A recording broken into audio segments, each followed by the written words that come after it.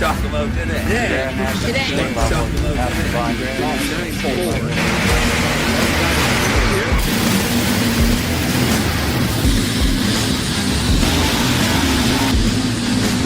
Is like 9,000. Is 9,000.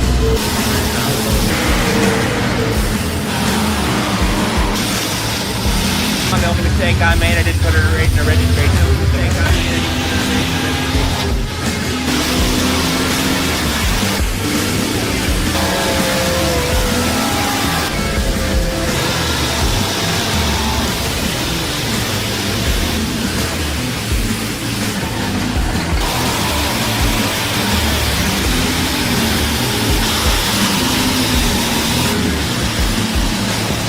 Just this ever-evolving story. Ever-evolving story.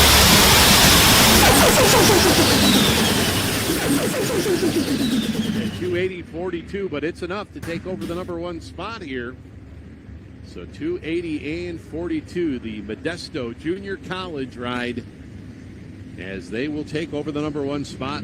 Lucas Cardinale doing the driving out of Modesto, as he is now in that number one spot. As we see, well, this is the third of the Reeve trucks. This is young Garrett Reeve, 16 years old. The triple throwdown.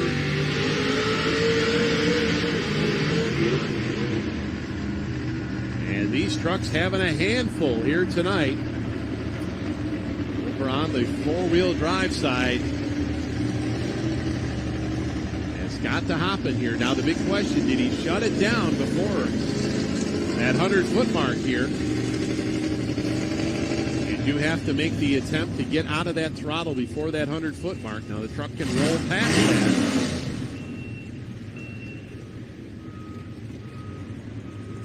So we see in the background there, we see grandfather Donnie Reeve with his Ford. So he will be the final truck in the class here.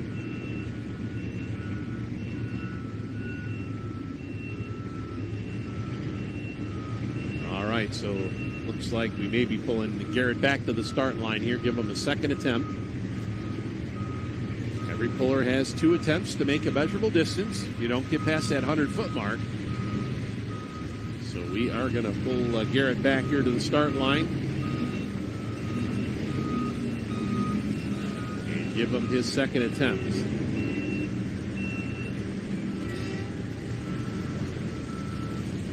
So 3:24.98 right now. The mark to beat here. Garrett's got to beat Dad. And then Granddad's got to try to beat Dad. So this could really turn into a Reeve show here tonight.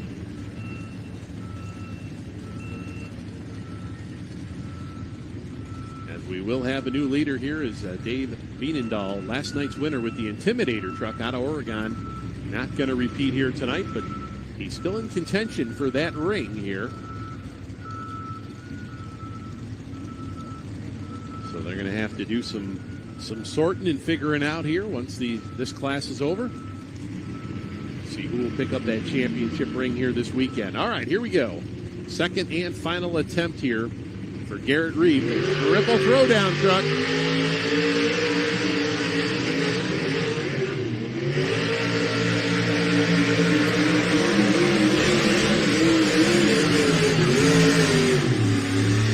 Just never wanted to hook up for him as we see those beady red lights out the front there.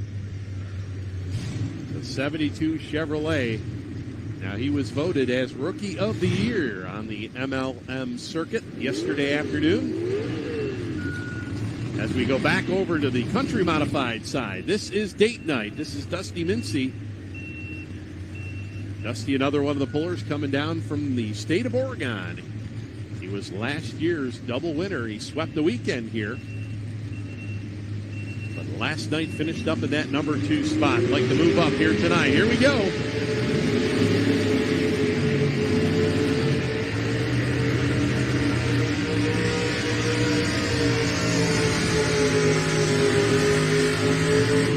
And gonna be close here. Had to go better than 280.42.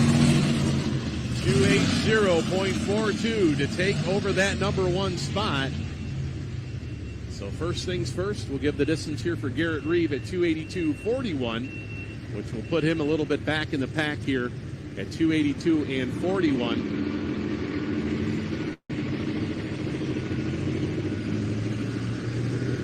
So number 8 spot there for Garrett Reeve. And then we'll bounce things over here to the date night truck in Dusty Mincy. Now, did he go in the number 1 spot? No, man. 280.29. The lead distance right now, 280.42. So the Modesto Junior College truck holds on to that number 1 spot. 0.2 of a foot. As we are down to our final truck over here on the 4-wheel drive side. The Reeves keeping it in the Reeves family here tonight. As this is the patriarch right here, Donnie Reeve. His 1922 F350. He calls final drive. Now the Reeve family a couple years back ran a couple mini rod tractors. We saw bring them out to Bowling Green, Ohio. Actually put one of them, memory serves me right, in the winner's circle. They have since sent the minis down the road and just concentrating here on the 4-wheel drive trucks. He's a long-time puller here with the 4-wheel drive class. He would like nothing better to bump his son out of that number 1 spot. 324.98, the mark to beat here. Final truck, Pro Modified 4-wheel drives.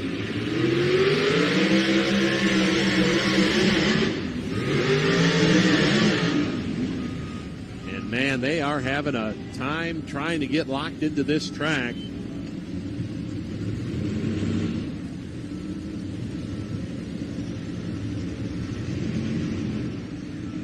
As we've seen the last couple trucks here just bouncing their way down.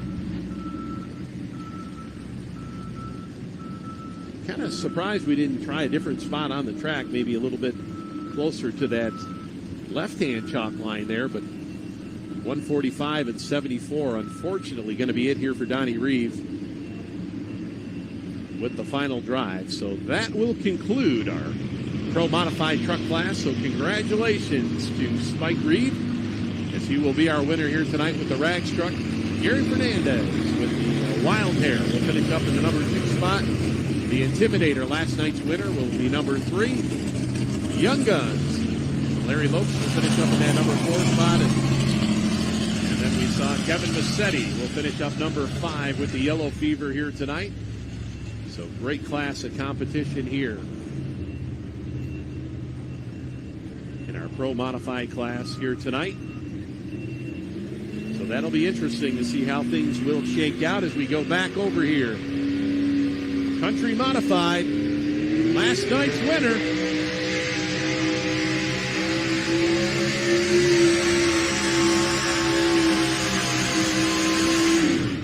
All right, so this is the Bad Decisions and Miguel Reyes. Hey, guys. Hey.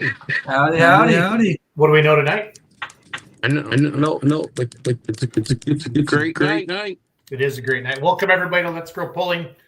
Going to share some MLM Motorsports action from last year. That's where Kenzie and I are going to be this year. This is Let's Grow Pulling Live. Facebook's not working tonight, so we're only live on YouTube right now and Twitter, but that's okay. People can still find us over there, guys. Got a big show lined up tonight.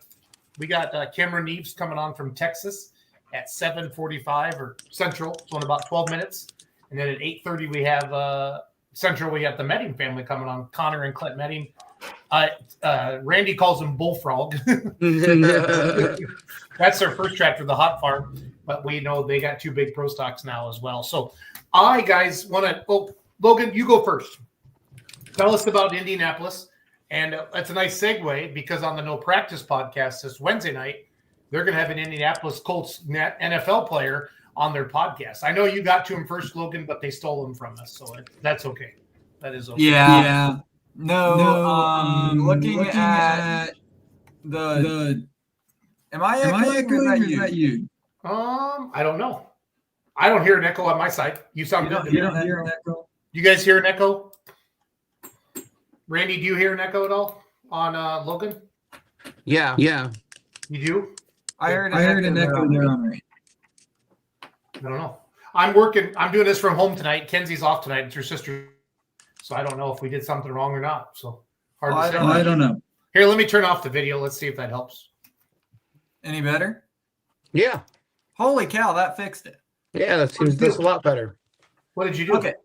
Now I can hear myself think. So went out there, rolled into Indy bright and early. It wasn't bright and early, Monday afternoon, and came in there to kick butt. We were bringing 3 national teams out there. Went in, did well. Had 2 teams in the silver division, had 1 team in the gold division. So we did very well on that side of stuff. We had some faculty changes in our ag program, so it wasn't golds across the board like we're usually used to.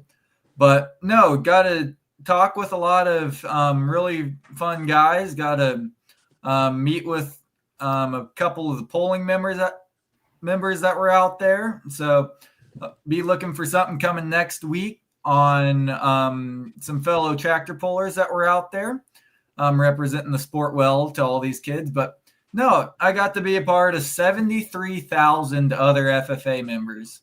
So Yikes. That's a lot. It was a sea of blue and gold out there. That's what it's all about. I know, but Randy had asked me, have you heard how Logan's done? I said, actually, I haven't checked in yet, so I felt bad, Logan.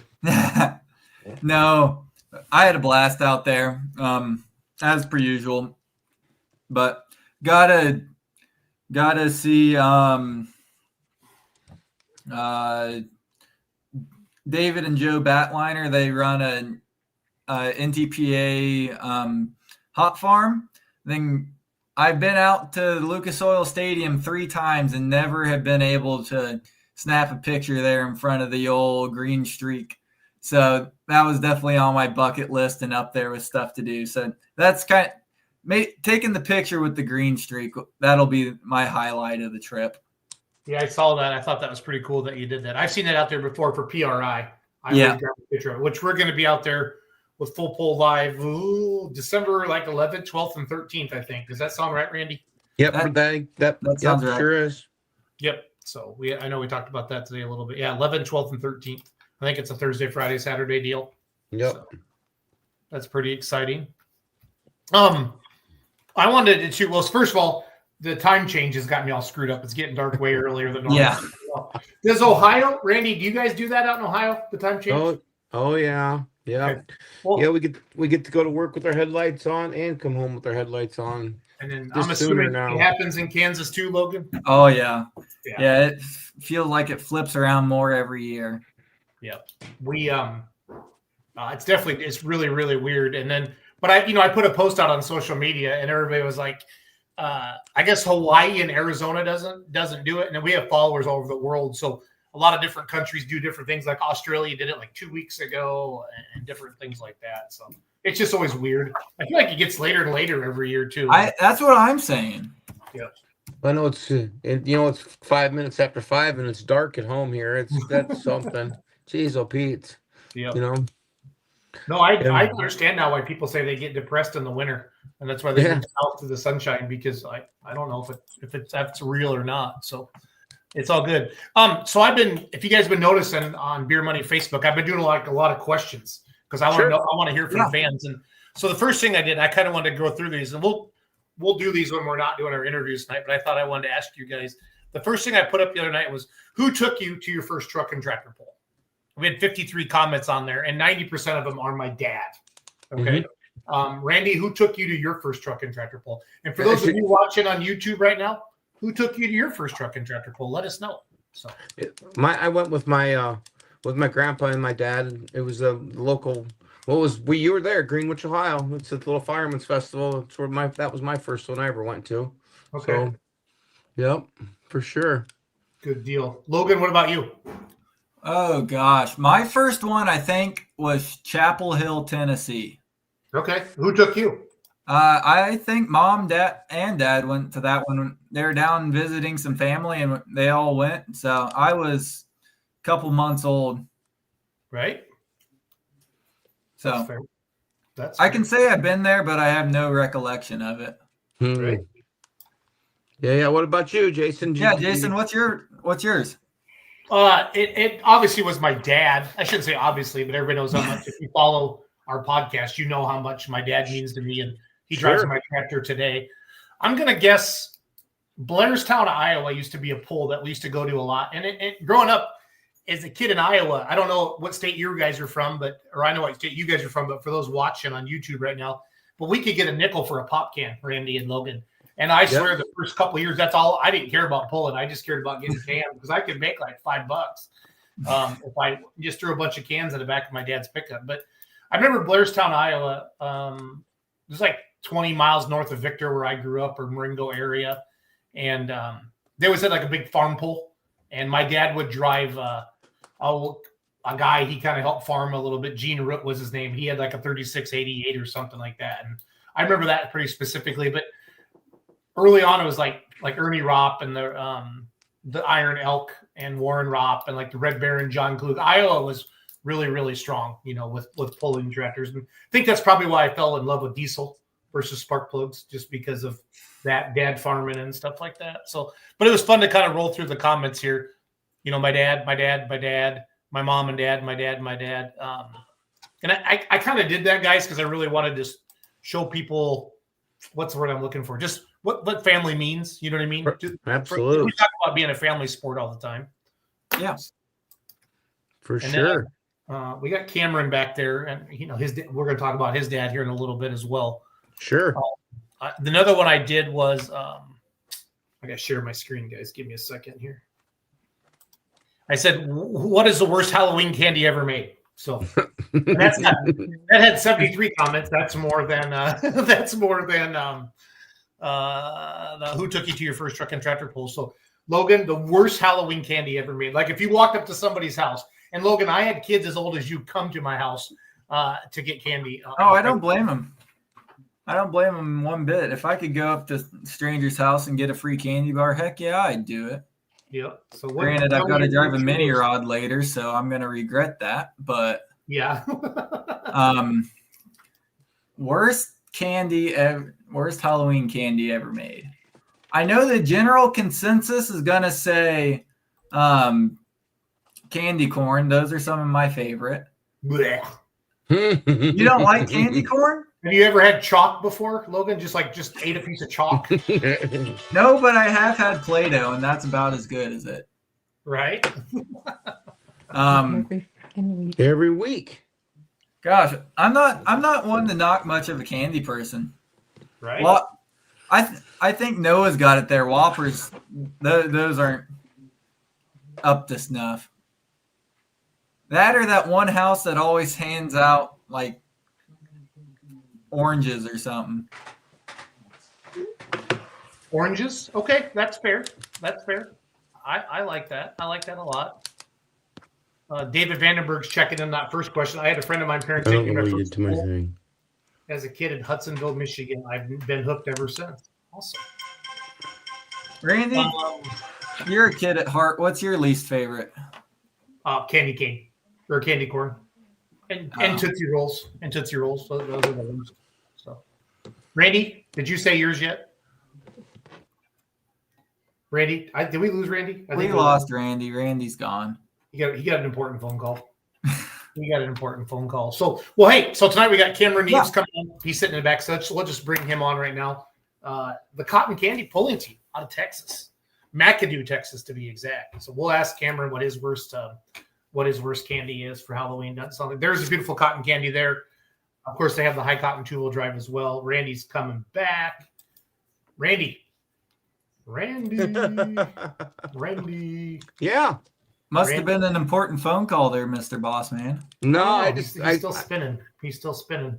Oh, got it. Well, we'll let him come on in a second. I'll let him come on here. So, Cameron, we're going to bring Cameron Neves on. Cameron, how are you, sir? Good, guys. How you doing? Good. Thanks for coming on tonight. Randy's the one who wanted to have you come on because he wanted to learn more about you, Cameron, and now he's not even on the podcast right now. So, Well, he'll be on when he gets ready. I'm on Randy's now. here. Yeah, I'm on now. Randy, can you hear us? Yep. Yep, I sure He's can. here, but he's not all there. How's the weather in Texas, Cameron? Today, about 80 degrees. 80 degrees. Tomorrow it'll be 50, right? So, Well, in a week or so, yes. But We had our first freeze a few days ago. Yeah, fair enough. Fair Yeah. enough. It was good to see you a couple weeks ago down in Lufkin. That's a great event. Love it. I love Lufkin. I love what they do down there. It's always good to catch up with everybody. And they had good weather except for Saturday night. We got rained out. So Saturday Somebody night got a said- little wet. somebody said I think you said or Donald said it hadn't rained quite a while in Texas, and all of a sudden it did. So Well, it's sporadic sometimes. Yes, Jason. yep. Fair enough. Fair enough. All right. So who took you to your first tractor pull, Cameron? My parents, mom and dad. Do you remember where it was and what it was? Not for sure. I was 18 months old. So I think it was Plainview, Texas. Okay. Do they still have a pull today? No, it's right north of Lubbock. There's very few pools in Texas, Jason, as you Yeah. know. We got to get more. But was Texas a hotbed for pulling for a while, like with a lot of events, Cameron, back in the day? Yeah, it was Texas Tractor Pullers Association. It was an NTPA member state back a long time ago. Yeah. No, I remember that That- because that's that kind of kind that's how you guys started, right? And Blake Graves and some of the big Donald and the names we think of today out of Texas. Yes. Nice. Worst So- Halloween candy ever, Cameron. What's the worst Halloween candy? I don't know, guys. Candy corn, I guess. I Thank followed you. y'all's suit. Wow. Thank you. What did you guys give out at your house, Cameron? 0. 0. Did you just turn the light off, or what'd you do? You know, if you knew where we live, there's not many neighbors, Jason. Hey, Randy's back. Hey, yeah. I said, Cameron, Randy wanted to have you on so you learn more about you. Then as soon as you come on, he disappears. So I said, that's Yeah. perfect. Yeah. That's Randy for you. Yeah. Hurt tried to call me, so I had to get him. I had to give him, let him know what was going on. So, Oh, they He should have was- just put him on the horn and oh let that loose cannon rip. nah, no. We No. did the right thing. We did the right So- thing, so. We did the right thing. Yeah, Well- yeah. Got here, the one, the only Cameron Neves. Randy, this is your guy. I'll let Oh. you run with it. Yeah. No, I think it's just great. We get to talk with them from the Outlaws, and just we get to see them from different parts of the state or different parts of the country. I think it's great. Cameron's on here with us for sure. Glad But to be here. how was your year? How was your year this year, Cameron?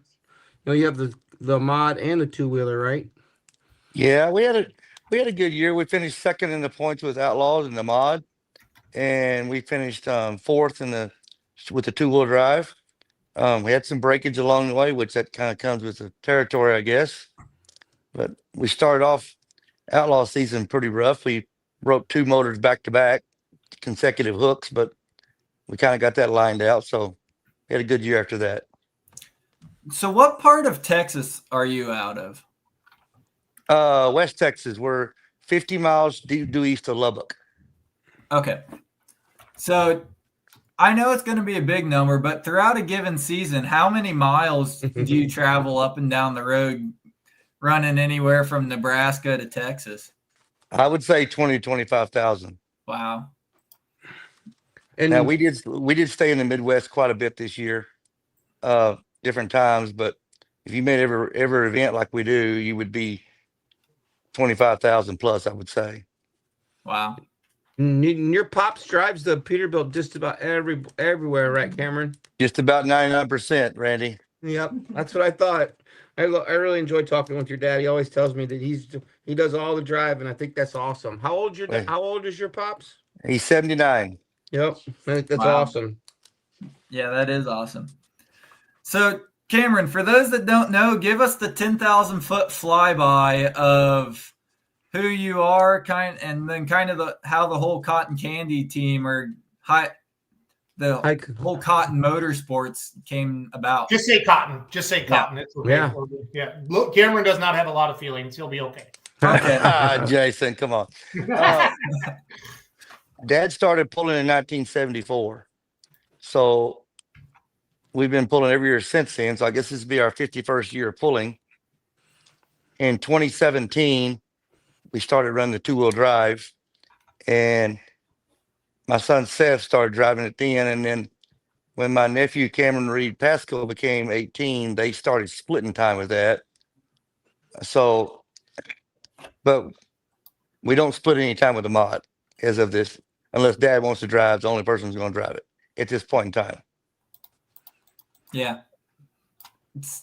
I believe this picture Jason has pulled up, that's Farm Show 2024, right? That's Yes. Broadbent. I'm going to bet you a lot of money that I took that picture or somebody did. So, because I like to get those shots between the engines like that. So, Mhm. That was 2024. We were very fortunate to get second place in the finals behind Simons. We did that without the main team member being there. Dad was in the hospital downtown Louisville that whole week. Yeah. So Seth and Donald was on the floor with me both nights, Wednesday and Saturday night. Wow. I'm just Yeah. flipping through stuff. You guys keep yakking. I'm just flipping through stuff on their Facebook page right now. So, Yeah. So you said started out a little bit of a rough season. Was that just with the mod, or how did stuff go? Just kind of starting there in Nebraska, kicking the season off, and then moving all the way to the very end there. We had one engine failure in the two-wheel drive in mid-August, and in De Leon, Texas, on Saturday night. And I feel like all the two-wheelers had a rough go that night. so I called Brian Knox Saturday night, asked him could he get a motor together for me for the next following week, and my mom and sister went over and picked that motor up on he started on Monday afternoon, and he had it completed at Wednesday at noon, and we put it together, changed the engine out Thursday in Wisner, and we were on the track Thursday night. Wow. So kudos to a heck of an engine builder for us. That's a lot of work, a lot of change around there. So how many events did you run between the two vehicles? Oh, we probably made 26, 7, 8 with the mod, and just about that many with the two-wheeler, Logan. Wow. A lot. A lot. So talking around numbers here, we'll say 50 runs across 4 engines. We'll say 10 gallons of fuel a night. And that's a solid 10 drums of fuel by the time Well, we you're all- we bought 13 drums start the season. I think we have 1 or 2 left. Wow. That's just a lot of running. And I mean, you guys clearly reflected in your results. You guys put together 2 great seasons, landing Well, yourself thank you. in that 2nd and 4th position with the mod and truck respectively. How do you think the mod class was this year with running and gunning against all these turbines? That was probably the most competitive year we've had, with the mods, and we had great numbers. Sometimes we were in Freeport, Illinois, and I think we had 16 or 17 mods there that night. We had 4 guys come from Illinois. Bollinger brought 2 tractors a few times. Russell Phipps and Steve Hood brought the Hush Money tractor quite a few times, and then Wayne Bunnage ran, I would say, 10 or 11 hooks with us for the season. We gave the turbine a run for its money, but we had some bad runs, and 2 bad runs in Wisner and a bad run at Des Moines and Iowa State Fair, and then we had a poor showing at Unionville, Missouri, and we got behind. We couldn't catch them. Yeah. Cameron, how many drops does the mod class get? Is it 1 or 2? 2. And then that's something fans, if you don't understand, and I don't know if every association does this, and Logan, you can speak for PPL, and Randy, you can speak for OSTPA, and obviously I understand the outlaw stuff on this, but I know that we've been able to, there's so many hooks, you can drop your worst 2 hooks, Cameron, and they fall off as they happen, right? Can you kind of walk the fans through how they do that? That was new this year, Jason. What was it? Before you could do it, the drops didn't happen after Wisner. Okay. But this year, it was kind of a rolling scale. You know, if you had one that was the worst finish you had dropped before, you would pick that one, you would use that one, and you pick the other one back up. So we dropped Unionville, Missouri was one of them we dropped this year. There was 10 or 11 mods there, and I was next to last finish. And the very next night, I was first hook, and I was first place. And there was nothing wrong with the way the tractor performed at Unionville, other than the fact is that excuse me, I just didn't make a good run at all. No, I mean, seeing how all that went down, I mean, when you're running against, we'll go out and say it, in this division, you've got 12 of the best mod guys there every week, and just being in a different spot with the track position or draw number, it's kind of what makes or breaks. You can have seasons like that where I always say it is a circle of luck. And when it's your time, you can do no wrong. You can't draw a wrong number. You can't spot a sled in the wrong position. But That was in 2024 for us, Logan. Yes. yeah. But when it, like, I have a run here for you. It was a run that stuck out for me, and we can watch it here. But it was a run from Buckner in 2024. And I mean, you guys laid down a picture perfect pass. So here, let's just play this real quick.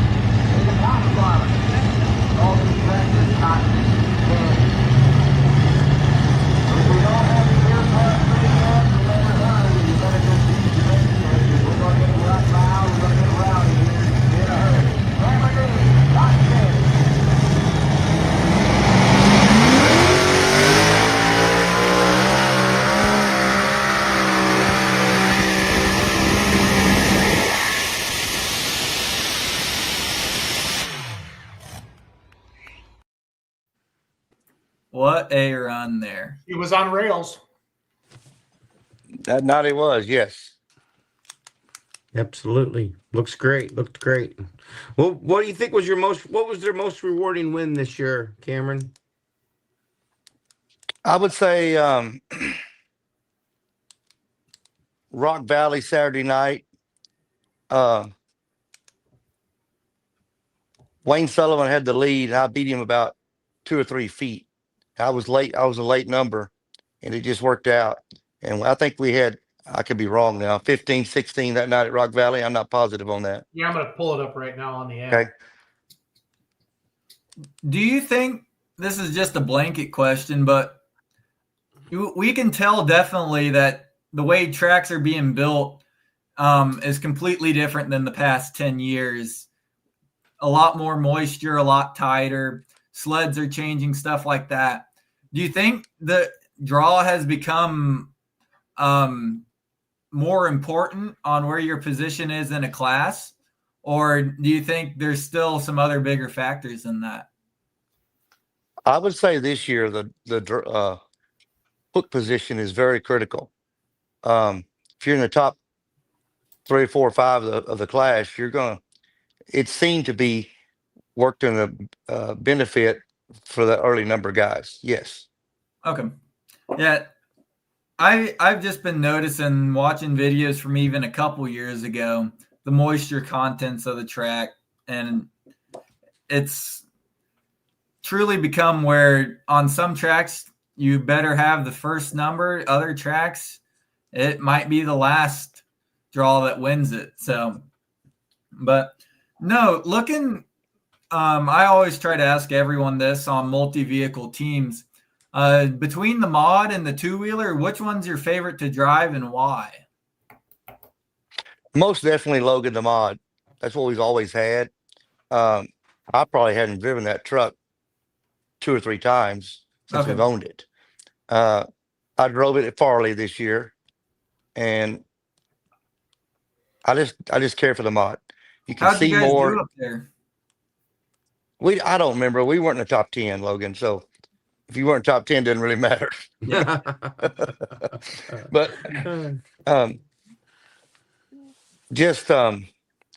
I'm more comfortable driving the mod. I'm more comfortable setting up the mod. I question myself more with the truck than I do the mod. Cameron, at Rock Valley, you were first. You were at 340.65. Kentuckian was 337.94, Okay. and Vern was 337.83. There was about 10 feet between the top 6 tractors there in Rock Valley, and there was 13 tractors there that night. So Okay, I'm sorry. I thought there was 15. Okay. oh no. I'm not yelling at you. I'm just trying to be the fact checker. So No. Yeah. So is it one of those deals where throwing the setup and all that aside, is it just more fun to drive the mod because twice as much power? Or what's your thoughts on that? I would say yes. Easier to drive. The bigger tire is easier to hook than a small tire, in my opinion. Two-wheel drive can overpower the track pretty easy if you don't watch it. Yep. Like you said, it's just the driving the mod is what excites me the most. It's definitely a fun ride. Jumping between the minis to a two-wheeler to a light mod on our stuff. The mods are definitely a completely different driving style compared to everything else. Yes, So, I would agree. I understand. It's got a way cool factor too, Logan. Oh yeah. You got multi engines. I mean, when you look at like what videos do the best or stuff like that, it's always going to be the modifieds. Just hell, the startups alone are cool. You know what I mean? Yeah. Just firing up. I love that. Cranking them over and watching it and watching the families do it, and everybody's got a system. So, You know, we don't get a chance to run where we live. We don't run a 3-engine setup very much, mainly just a farm show. yep. So I like running the 3, but I'm more comfortable with the 2. Yep. No, that's always been something I've loved about the mod class, having our tractor and then watching all you other guys run. The engineering to make those two motors work in harmony is, I think, the cool factor about the mod class. Well, we got to thank Brad Corporal for that. He does a heck of a good chassis. You got to have good people behind every good team. So, Randy, you're being too quiet on me. No, that's okay. What do you think is where's the hardest one to win, Cameron? The place that you always want to win, but it just always seems to get to you. I don't know, Randy. We've been lucky the last couple of years, and we've won at Rock Valley, and we've won it Wisner. I've won the Rock at Rock Valley 3 or 4 times, but that Thunderbolt thing is the most elusive one I've never won. That's I can Wednesday, win. right? Yes, I can win. I can win one night, but I can't win the weekend. But I would like to win that Thunderbolt before it's over with. Hey, Cameron, did you ever get a pull back in the days, like at the Astrodome and stuff like that, or did your dad? Dad did. He pulled the Astrodome. He pulled it to Southwest Farm Show in Fort Worth, which was patterned after Louisville. But that deal ended up ending in the mid '80s because tractor blew up and sent quite a few people to the hospital out of the stands and out off the floor, and that was pretty much the end of that. Okay. I didn't know that. Crowd wise though, but like the Astrodome was gigantic, right? Like crowd wise. It's gigantic. Yes.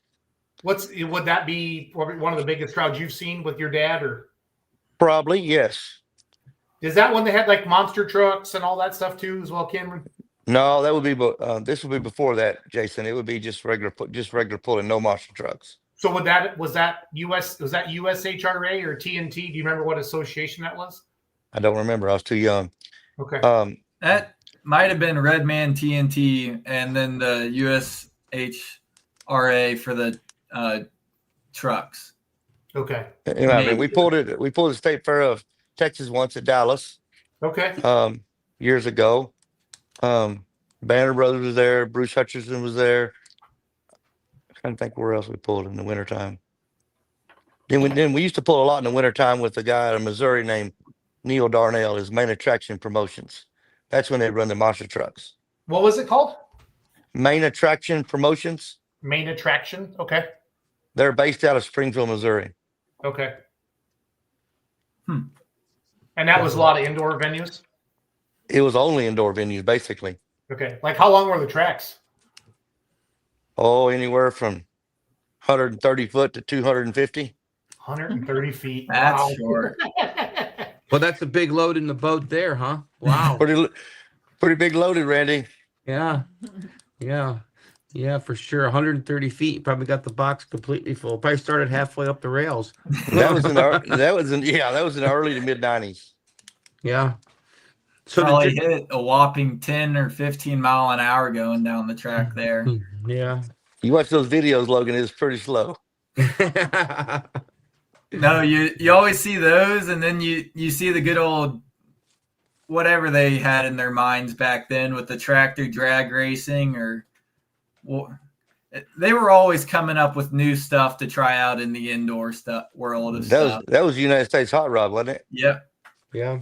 Yeah, that's the stuff that people put on TikTok now, Logan. They used to actually do it back then in the day. Now it's just fun stuff on TikTok. So Yeah. For It sure. was for real back in the day. somebody just texted me and said said Houston was also Pace Motorsports in 1998. Hold on, I got to open my phone back up. Somebody's watching. Houston was also Pace Motorsports in 1998. I love this side of it, Cameron, because I really didn't understand national polling until, I don't know, 15 years ago. I was just limited to Iowa. That's all I knew. And before the internet got crazy, you know what I mean, with all the stuff. Yes. I bet we were there late 70s, early 80s. Okay. So when your dad started pulling Cameron back, did you just start with one motor, or did you always have two? No, we started, Randy, with a one single engine carburetor motor, and then it evolved into a injected motor, and then one blown Chevy, and then two blown Chevys, and then three blown Chevys, and then four blown Chevys, and then we made the decision to switch to two Hemis, and the durability is there, and it just builds more power. Sure. Hemis are a lot easier to work on. We figured that out. Quick. I would agree with you on that. Yes. So is this the same chassis that you had the three Chevys on, the two opposed and one facing forward? No, that was the three Chevys was an Engler chassis, Logan. Okay. That's a modern machine chassis built in 2021. Okay. Where did that other tractor go off to? I sold that to Jim Martell. Lovely Jim. Hey, okay, I'm a diesel guy. Tell me why a Hemi's easier to work on. Hemis are, I'll let the guest explain it. It's just easier to get the heads off. You can get the blower, supercharger, injector hat, and manifold off and all in one shot. It's just probably half the time to get apart. Oh, yeah, if that. I mean, you can have that motor down to a short block and with a couple guys in 20 minutes. And the oil, yeah. you don't get all dirty from the oil either. It's true, Randy. Yeah. All right, Cameron, I Googled George Neves pulling tractor, and I found this picture. You were just a couple days younger in this picture. Do you recognize that at all, bud? Yeah, I have any no gray hair, Jason. I recognize the picture. Where was that at? Can't tell for sure. I'm gonna upload it. Give me a second. That's what's fun about having Randy and Logan talking. I can go do fun stuff like this. Yeah. How is your pop? How is your pops, Cameron? Is he doing good? He's great. He's sitting in the house watching this. Oh, good. That's exciting. Well, Hey, George. yeah. Okay, that says so Carol McCowan Photography, Cotton Candy visits Ira, Texas. Am I saying that right? Ira? Oh yeah, we took that down to some friends of ours that live down by Snyder, Texas, south here about an hour and a half, and their daughter was a senior in high school, and she did a report on tractor pulling, so we took it down for the kids to see, and that's the superintendent of the school there. Okay, I think I found the picture. Look how young George looks in this picture. This is awesome. Hold on a second. Look at that. That is classic right there. Yeah. That is money. Cameron, how old were you think in that picture? I don't know, Jason. That tractor there was built in 2006. Okay. So I love it. probably 20 years ago or close to it. This is good stuff. Before my time.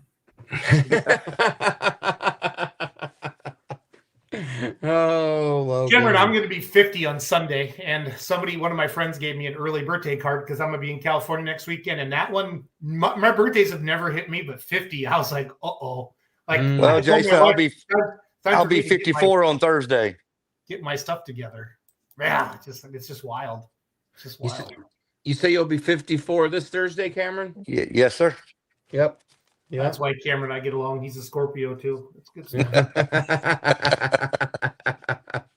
Oh, absolutely. For sure. How many acres sure. you guys farm, Cameron? Of cotton. All cotton, right? Yes, all cotton. We farm about 3,000 acres, Jason. Okay. How many t-shirts of cotton is that worth? I don't know. It's quite a few. And you're just The getting last ready. few, we're just getting ready to start, Logan. But the last 3 years, we have not harvested anything. This is the first time we've harvested since 2021. What? I'm not a big cotton farmer. What's the reason behind that? Lack No. of better terms, no rain No rain. Wow. Mhm. or not enough. Yep. Yeah. I thought But- we had spoke about that down at the farm show for it's been a couple years since you've had a good crop, and I didn't realize it's been 3 years since you've had any crop at all. But Yes, sir. it looks pretty good this year though, right, Cameron? We're excited about it. It's a very good crop. We're ready to get started. Good. We'll start sometime next week. Yep. Okay, guys. So on my Google searches, I found something. Uh-oh. Here we go. Nord needs tractor pulling. Okay. And I found the Dublin Shamrock News, Dublin, Texas, Volume 1, Number 6, Edition 1, Thursday, August 26, 1976. I got to zoom in on this or something, but I wish George was sitting there with you, Cameron, because this has to be something your dad did. If it nailed his name in here, I picked it up in here somewhere. Dublin Shamrock News. Where would that be, Cameron? Does that ring a bell? Yes, it's 10 miles east of De Leon, Jason. Okay. You guys pulling De Leon, right? We still do. Yes, Randy. I thought I remember hearing you and Cole talk about that. So going to De Leon, It's about So- an hour and a half southwest of Fort Worth. hour and a half. Okay. So that's a pretty good drive. That's a pretty good drive for you to get over to Cole's and over by Cole and Donald, Donald. Yeah. about 7.5 hours. Yeah. So what's it take for you just to get out of the state of Texas, heading just straight north? Oh, 2.5 hours, Logan, Okay. about. So when you go to the farm show, we in February, it's a pretty good hike. It's a pretty good hike across there, right, Cameron? Yeah, about 16 hours, Randy. Yeah, that's what I'm trying to think. 16, 17 hours. Yep. We split that up in 2 days. Yep. Yep. Yep. Well, hopefully all you guys get in. You guys use a truck across there together. A few of you do. We do. We hope to get in, but you never know. Right? I take it you got your stuff all sent in and all that jazz. Yeah, we sent both of them in, Logan. Hopefully Good. we'll get them both in, but you never know for sure. Sure. Sure. Yeah. It's always fun to go to the farm show.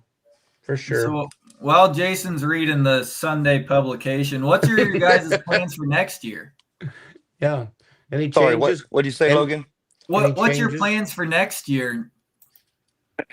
Well, our plans are we'll run the whole outlaw circuit again and try to win another championship. It's pretty hard to do, but we'll give our best shot at it. Yeah. How June- many championships have you guys won over your years? Two mod championships, Logan. Some of those years we weren't able to go start the season off in Ravenna because of our crop. So we've started planting some cover in our stuff to keep it where it doesn't blow around, and we're able to leave it and go pulling in Ravenna. What time of the year is that, Cameron? Early to middle June. Okay. So when do you start planting at home then? Yeah, I walk would us say- through what goes on with, for those who don't know, planting the lovely crop of cotton. We usually start planting 20th to 25th day of May. We plant it with basically all you guys would call it a bean planter. We call it a cotton planter, but it's basically the same thing. Just change the plates. Uh-huh. We plant that cotton in 40-inch rows with a population of about 20,000 seed per acre. Okay. Wow. Got it. And then is it do you have to use any fertilizer and stuff on it, or is it just a whole lot of water? Some people use fertilizer, especially irrigated farmers. Logan, we don't use any fertilizer where we live. The ground's pretty good. It takes about 20 to 22 inches of rainfall a year to raise a good cotton crop. It's nothing like beans or corn, but we have to get that rain in a timely fashion. We need a planting rain, and we need one in July. And if we're going to make a crop at all, we got to have one Wisner / Bowling Green week. Okay. Yeah, that's mid-August. Yep, that makes a big difference here. And then a cotton plant does not mature and die on its own. You have to kill it chemically or freeze. In order for it, I take to open up so you can harvest the cotton. Yeah, we sprayed it. We sprayed one pass on it already, and lots of times the cotton's good. You'll spray it 2 times. Okay. Then that comes out in big bales, right, Cameron? Big squares. That's how that's. They call that a module, Randy. It's about 10 to 12 bales of cotton. Okay. Some of our neighbors have a cotton stripper that's called a baler stripper, and they put out round bales of cotton. Okay. Okay. How do you do yours? Are yours in the big squares or are they round? We're in the big squares, Okay. at least this year. Yes. Okay. We run 2 machines in the field when we're Got harvesting. it. How How much? many- Go ahead, Randy. No, go ahead, Logan. How much cotton from other farmers is down around in your area? Because there's none up here. Our community here, Logan, we are 100% cotton here. There's probably Okay. 40,000 acres right where we live. Wow. We're close to Lubbock. I don't know about it anymore, but that used to account for 25% of the cotton raised in the United States. Wow. I was just gonna ask Cameron, how many acres can you harvest in a day? Just a good day, nothing, not a killer day, but just a good day getting your harvester and just go, as we say, just go have fun, just run your combine. I would say 80, 100 max. Like there's Lubbock. Okay. Because I know Susie and I bought a new combine here 3 years ago. A newer one, not new to us because they're so pricey, but we've had some pretty good days. We can cut 250 acres of beans in a day, but that's a good day though. But we probably average 200. That's why I wondered what a good day was for you guys. But that's a lot of land to cross though. It's a lot of land. Yeah, Takes lots of time.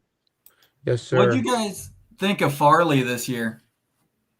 We enjoyed it. I wish he'd run the light mods there, but I tried, but he wouldn't go for it. But it was a well-run event. We had a good time there. I take it you're probably putting your hat back in the ring for the Pullers Championship again? He's still pissed at us. I don't know. Jason, we don't have to publicize that.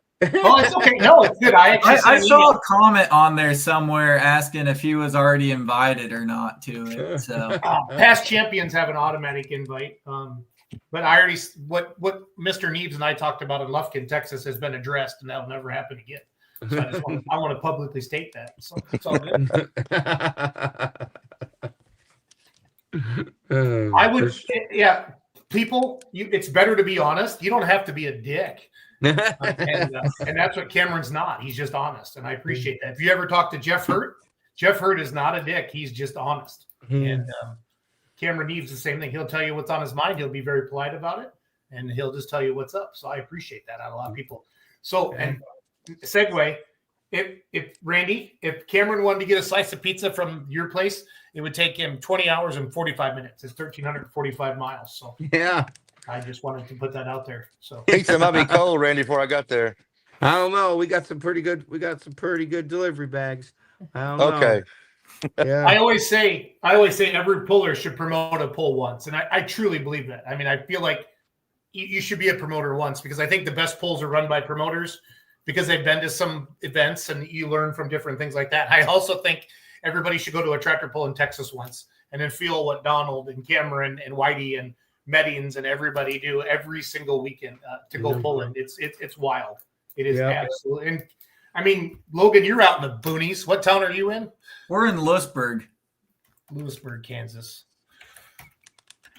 Yeah. And my tractor lives out in the boonies too with my singer, so it's all good. I don't think you're out. We're not out in the boonies as far as you think we actually are. Oh, hell, you guys are within double digits, 10 hours. Could be the Logan. I'm just going to pick you up someday. We're just going to go visit Cameron and go do an interview. Very much so. I mean, any which way you guys are crossing down here to Texas, I had something going on, but next year I'm going to try to snag a ride with you or good old Ron Stone down. We'll see what this Texas boys have to offer. It's fun.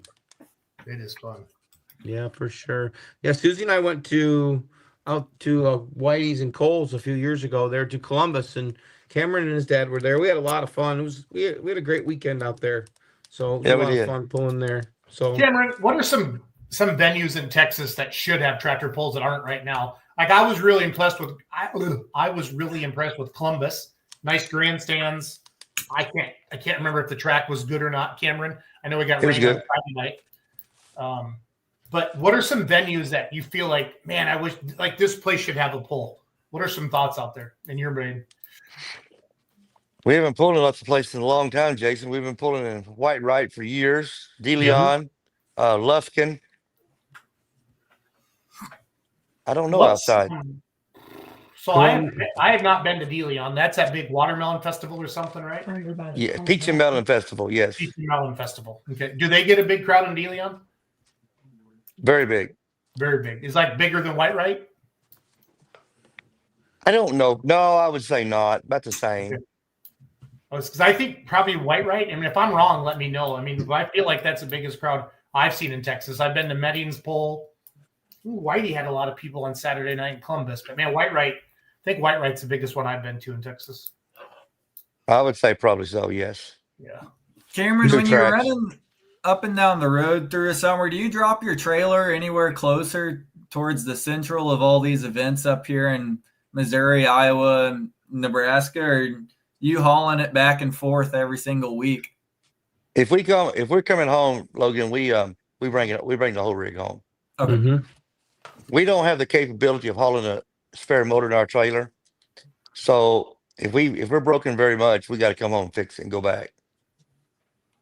I know, like we'll talk here in a little bit with Meddings, but I know their tractors throughout the season sometimes will live at the Masterson stable. So I didn't know if you guys had anything worked out like that. No, we usually bring it home. It's just we have quite a few people going with us, so we just travel back and forth. Yeah. Yeah, what do you think your average drive is, Cameron? You probably average what, 10, 11 hours to go pulling? Oh, Maybe, I bet, Randy. Yeah. I bet for the most part, yes. You know. Well, if he's 9 to us and we're 5 to everywhere, then yeah, we're blessed where we're at. We really are. I mean, Jason's been here a few times to see where we're at, but Susie and I are very blessed. We're, 3 hours, 3.5 hours, we can be just about 40 events. We got some that are 1,000 feet away. We're lucky here. You're lucky. Yeah, we're very lucky here at home, that's for sure. But I know you guys drove quite a bit. I just wondered what you thought your average was. Probably 10, 11 hours. I'd say 10 or 11 hours, yes. Absolutely. I know I complain a lot with how much we have to drive, and I see Cameron just over here shaking his head. All 5 hours. I'd love to do that. No, guys, and Donald and Whitey go probably 2 or 3 hours further than every trip. Yeah. We are. Okay. We've been down to Donald's place. We went down and saw Kenneth Popham, picked up some parts from him. Oh, okay, yeah. But we've been down in that area a couple times, went down there and saw them, and they're down their ways too. So, Cameron, what's the biggest check you've ever gotten? Or Dad? I would say the farm show. Yeah. When we were second in the finals, we got $5,000. You got second in the finals? Yes. And it's In 5 2024. Okay. Well, that was that was the first Wednesday night show, getting 6th place and getting 2nd in the finals. Okay, It's combined. gotcha. No, that's Robert good. Miner beat me to this. I was going to ask you this here in a little bit. If you weren't in a mod or a two-wheeler, what other class would you be in, and could we get you in a mini rod? He would. He ain't scared. Cameron ain't scared. Yeah, I don't know, Logan. I never thought about that. Well, let's talk about it, Cameron. We have time. I'm sure you do, Jason. He needs to build a mini so we can prove to Ron Stone that they need to get a national level mini class in the Outlaws. We need just. I think that sled is what scares everybody away. That extra cost. Randy, I think you're right, Jason. I think the sled cost scares them, don't you? Yeah, it does. Well, it's an extra, probably 2,500 Yeah. to 3,500. Randy, what do you get for? Well, I don't know if you want to get into that, but would you say it's a fair price, 2,000 to 4,000 for a good mini sled on a night? Depends. Yeah. Okay. Yep. Yeah, Because you're in- Randy's a mini sled owner now. I don't know if you knew that, Cameron. He told me he did. He bought that Yeah. sled. Yep. That is definitely part that's a little bit of a struggle that we have here in Ohio, because it is more money, but they put on a hell of a show, that's for Yeah, sure. they do. So They do. once I they guess to have- answer your question, Logan, a mini rod would be intriguing, but I'd really like to drive an unlimited. okay. Mm. 4 motors or 5, Cameron? Whatever makes weight, Randy. I could see the gears turning. He was going, well, could we put 6 on it? Mm. It'll Weight, never yeah. make weight, Logan. Yeah, Who runs 5? Billy, Billy. Power. Yep. Wayne Purser. Yep. Purser. Yep. Benedict's, they all run 4, I think, on all 3 of their tractors. I believe you are correct. 4. Yep. Jacob Hardy. Yeah, the minis. Yeah, but I think the minis got a ton of momentum. Mhm. I think the light mod class. I mean, I know the Outlaws call it mod and NTPA Yep. calls it light mod, but I feel like that class has a ton of momentum. I think the 7,400, Cameron. I think that's going to catch on nationally eventually. I really do, because the I different. think it will. Because the different I think- combinations. I think it will. Those guys that run that NTPA light mod, they tell us that they have to lower their drawbar to keep the front ends down. So Bump them up 70 to that 74. right, but I mean that's just what works for Outlaws in Illinois, and everybody can do their own thing.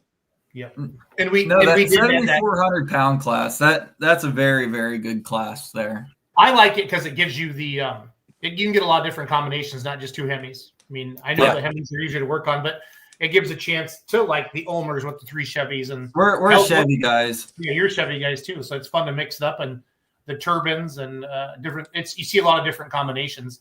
Like European modified pulling camera, you see a ton of different combinations. Oh yeah, That's what we run in Ohio. I think it's 75 in Ohio, but 74, 75, Okay. And you get a lot of, like you say, a lot of different ones. So different setups for sure. Guys, we're running down to 3 minutes with Cameron. We got Mettings and makeup in the back room. Case Conover wants to. Have you ever pulled in San Antonio, Cameron? I have not. My dad and mother both have there. Would that have been like at the Alamo Dome or something like that, or where would that have been? No, it would be at the Joe Freeman Coliseum, which would be right next door to the Alamo Dome. Okay, gotcha. I've been to a Spurs game at the Alamo Dome. They don't play there anymore, I don't think. I don't think so either. That would have been in the 90s. That would have been in the early 80s when this happened. Okay, gotcha. Got it. Awesome. So, all right, sounds good. Thanks a bunch, Cameron, for coming and You're talking welcome, with Randy. us and I wish it would have been more exciting, Cameron, but it's fun to talk about Texas and things like that. So Thanks Cool, for de- having me, guys. Absolutely. Thank Thank you. you. We'll definitely It's been see- awesome talking. Well, I'll have to catch up with you sometime along the You bet. season. We'll hopefully see you around. We'll see you at the farm show for sure. I know we will. Yeah. Well, we hope so, Randy. We'll see. Yes. And when say do the good- Cameron, luck. when do the letters usually come? Last year it was in December, I think. There I used, believe- used to be kind of Thanksgiving, right? yeah. Yeah, used to be Yeah. Thanksgiving, or used to be the Outlaw Banquet. We used to know when if we were in or out. But Last couple of years been a little bit later than that. Yeah, first week of December or so. We've got about a month and we'll find out. So Cool. Yes, we will. yeah, absolutely. Thank you, Sounds Mr. good. Heath. Hey, tell your mom and dad we said hello and I be will. careful. Be careful at harvest. Thank So, you guys. Appreciate it. Yep. See you, Thank Cameron. you. Bye-bye. Bye. There Texas. you go, folks. Everything's bigger in Texas, Randy. Everything's a long drive in Texas, isn't it? Mr. Cameron. Our you- next guests like live way down there too. You can like smell the ocean from Nordheim, Texas. Yeah, I forgot to ask how far south the Bullfrog was from Cameron, but it's a pretty good hike down there. Yeah, Clint flew me into Houston a couple years ago when I used to before we started doing the Polars Championship. I'd always go down to Nordheim every year, and we would hang out with those guys down there. Talk about a lot of fun, getting to know the Meddings and watching the hot farm. And then they ran 5-0 Pro Stock, and now they're big Wompers, and they hang out with the granddaddy of them all, Mr. Masterson. So it's pretty neat. What was kind of? I mean, it's kind of fun that we're having a Texas show tonight. And what kind of triggered your Randy to do this? Logan and I were just talking like, hey, who do you want to get next week? And I'm like, let's do something. Your Champions Tour pulled, and I'm in Ohio. Let's just do something different off the wall from what our norm is. And I'm like, let's go outlaw pulling. So let's just. And then Logan and I kind of laughed about it, and then he agreed with me. So and Meddings don't even run it. They don't run with the Outlaws anymore because they have the big pros. I think that was a couple years ago, Clint. So what Clint would do, and he would switch over. He'd run 5-0, and then he would put on the cooler and the big charger for the farm show. right. And, the farm show is Clint's baby. We'll let him talk about that a little bit. This is a picture here of the fleet, of the Medding fleet. So the first tractor, far left, that is the hot farm named the Bullfrog. And then we have the Bulletproof Buck and then the Bull Wagon. So, and that 730, man, that thing is a beaut. It's a beaut. Absolutely. So let me bring on our guests. I see Connor. I don't know if Conley's coming on the right, but I see Connor and I see Clint. So, guys, welcome. Connor, can you hear me now? Connor, can you hear me? Connor Medding, Clint Medding. Hey, guys. Wonder how long this is going to take, Randy. I don't know. They're looking at us. They're definitely looking at us. Yeah. Can you hear us, Clint? Huh? Guys, wait a minute. Say something. I don't know why we don't have sound. I don't either. We normally can hear him. Can you hear us? Yeah. We can hear him. You hear us? Jason's mic's not working. What? He's talking away though. Can't hear a damn thing he's saying. Wow. That's Looks like Randy and I'll have to run this interview. oh. Well, Medding family, how's it rolling? Yeah, that's all good. Good. It's good to see you. Did you have a good day today? We did. Good. Well, every deal. day in South Texas is a good day. Yeah. What was the weather like there today? It's in the 80s, low 80s. Yep. It's about 80 degrees. It's nice. Good. That's great. Dry. Dry. Still no rain, huh, Clint? Now we had some people close to us have a couple of inches here. I guess that was Saturday night, but they got some hail and some of it was pretty damn bad. So I'll take the no rain versus the bad stuff. Got it. Absolutely. We're with you on that. Absolutely. We got them tornadoes. They got them bigger tornadoes, what they call them hurricanes down there. Yeah, I don't know. We got some weird weather going on. Dude, cut that off. We got, all of the hurricanes this year. If there was anything trying to come this way, I don't know what was driving them, but they take a hard left or hard right. We didn't have anything come this direction this year, so. So I just Googled the old Nordheim, Texas. You guys are way down in there. We're about 2 hours from the Gulf of America. Gulf of America. There you go. Absolutely. So continuing on with this big old Texas-sized interview here.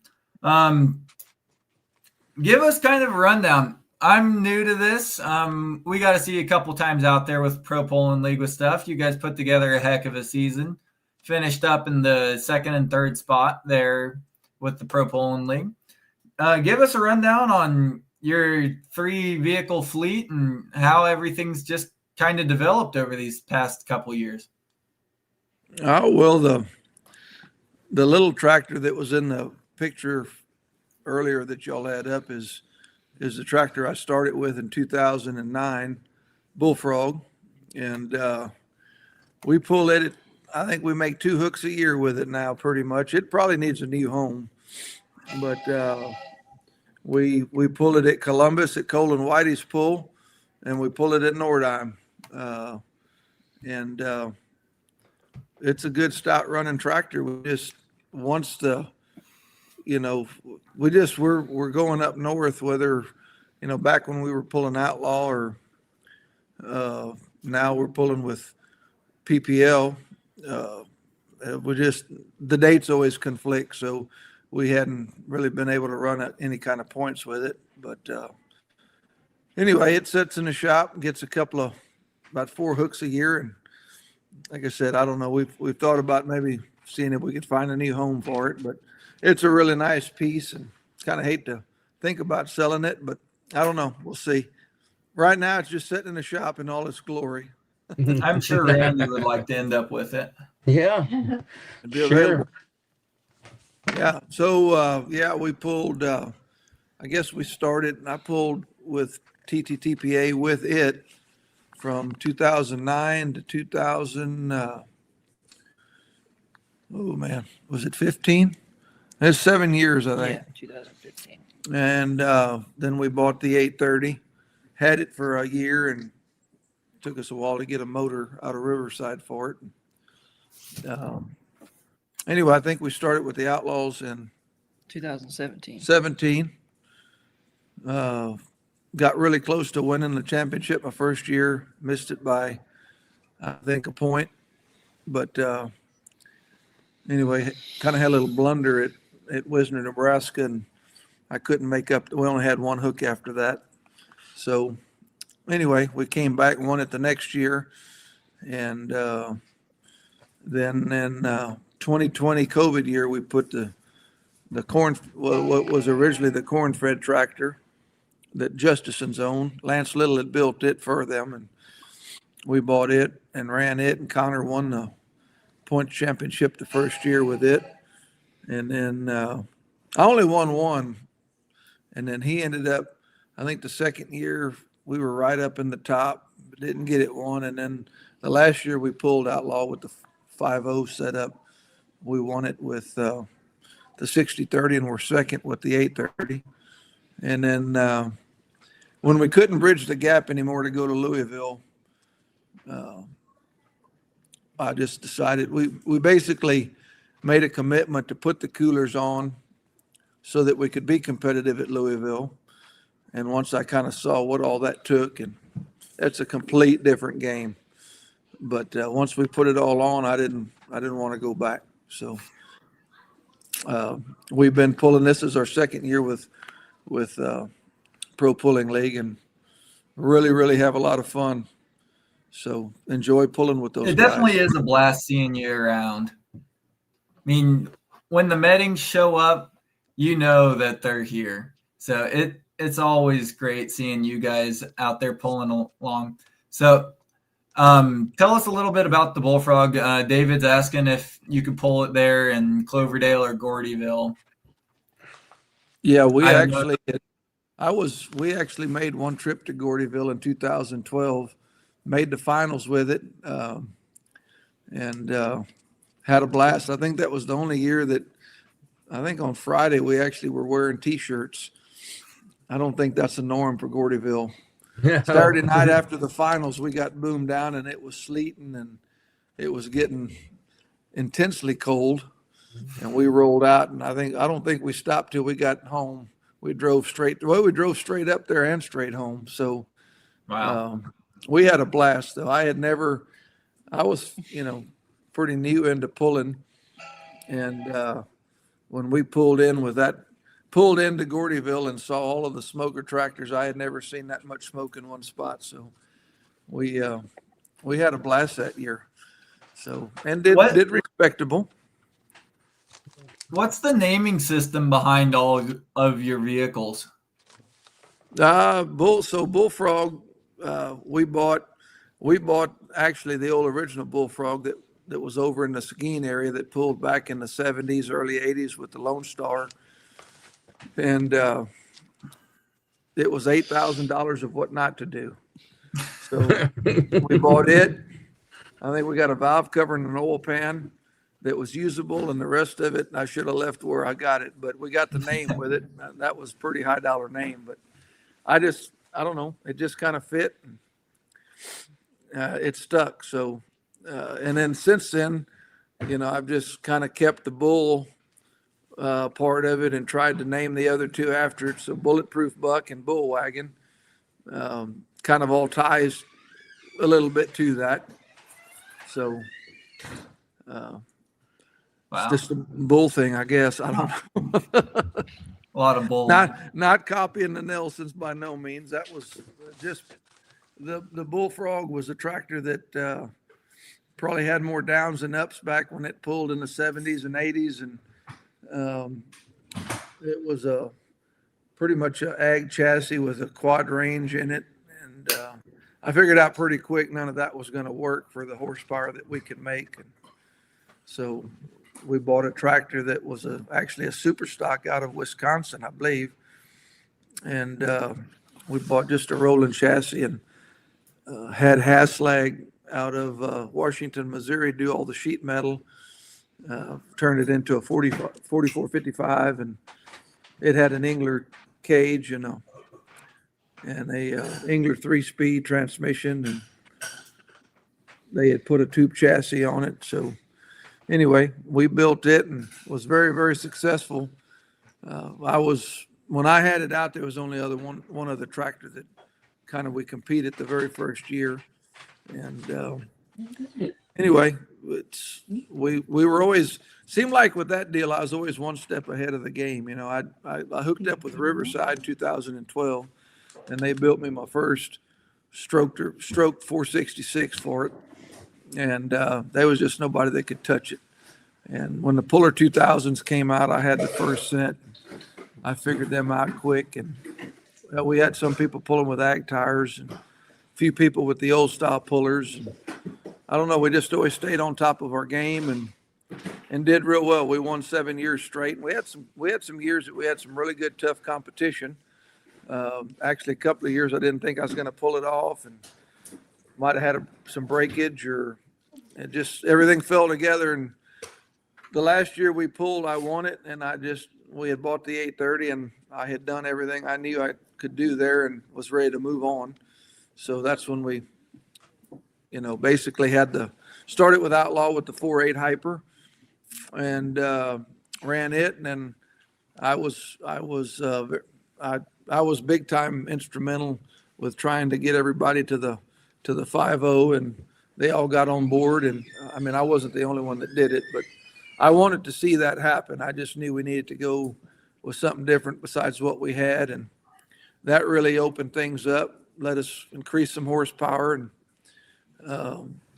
I do like now that I was told that they put a box, basically a tagged charger. I think that's important when you get into the box deal. Weimer tags them and they're sealed, and that's a big deal if you're going to run box. So we had a lot of fun doing that. We couldn't go to, when we would, the first year I went to Louisville, I took the 4.8 off and put a 5.4 on and picked up 1,000 horse, and that was the first hit. And that was not a lot of tuning. We went and we actually won Thursday night with that setup. Didn't make the finals. I've made the finals, but I've never been able to back it up and do real good in the finals. So anyway, we just couldn't bridge that gap anymore. So we decided to put the coolers on. We were actually going to try to put the coolers on and then build a set of motors to run Outlaw, swap them back and forth. And when I realized what that was, we just decided to try staying with that setup. And it's a challenge. I mean, we're pulling with some of the best competition in the United States. So our biggest downfall right now is we're trying to figure these tracks out. Most of those guys that pulled on these tracks all their lives, we've pulled down on. If it's a one-night hook, we've been down them twice. If it's a two-night hook, we've been down them 4 times, trying to figure out what guys know from pulling all their life on them. So we're getting there, I think. Well, I know how to set them up and burn them up. I'm just trying to figure out how to set them up and make them play. keep them running. They run Well, good no, for a little while. You guys put together a commanding season there with the Pro Pulling League, pulling out a second and a third, respectively. Tell us a little bit about how your year went on the national circuit. So it started out, I think our first hook was Mound City, Mound City. Missouri. Yeah. Yep. Broken injector tip off Friday night. Friday. Right. On the 830 was what was on what seemed to feel like a really good pass. That didn't work out so well, but borrowed an injector from Kevin and got it put together, checked everything out, and we at least bumped the sled with it on Saturday. Kind of kept me in the hunt, and then I don't remember exactly how it all fell together, but we went to Osceola, Iowa. I got a win on Friday. I got a second on Saturday, so I actually won the overall there in Osceola. Very, very good pull that we enjoyed going to. You always like the ones that you do good at. But anyway, some of the PPL hooks, I mean, it's no doubt it's anywhere, but hook order plays a big part. We probably could have drawn a little better at some of them.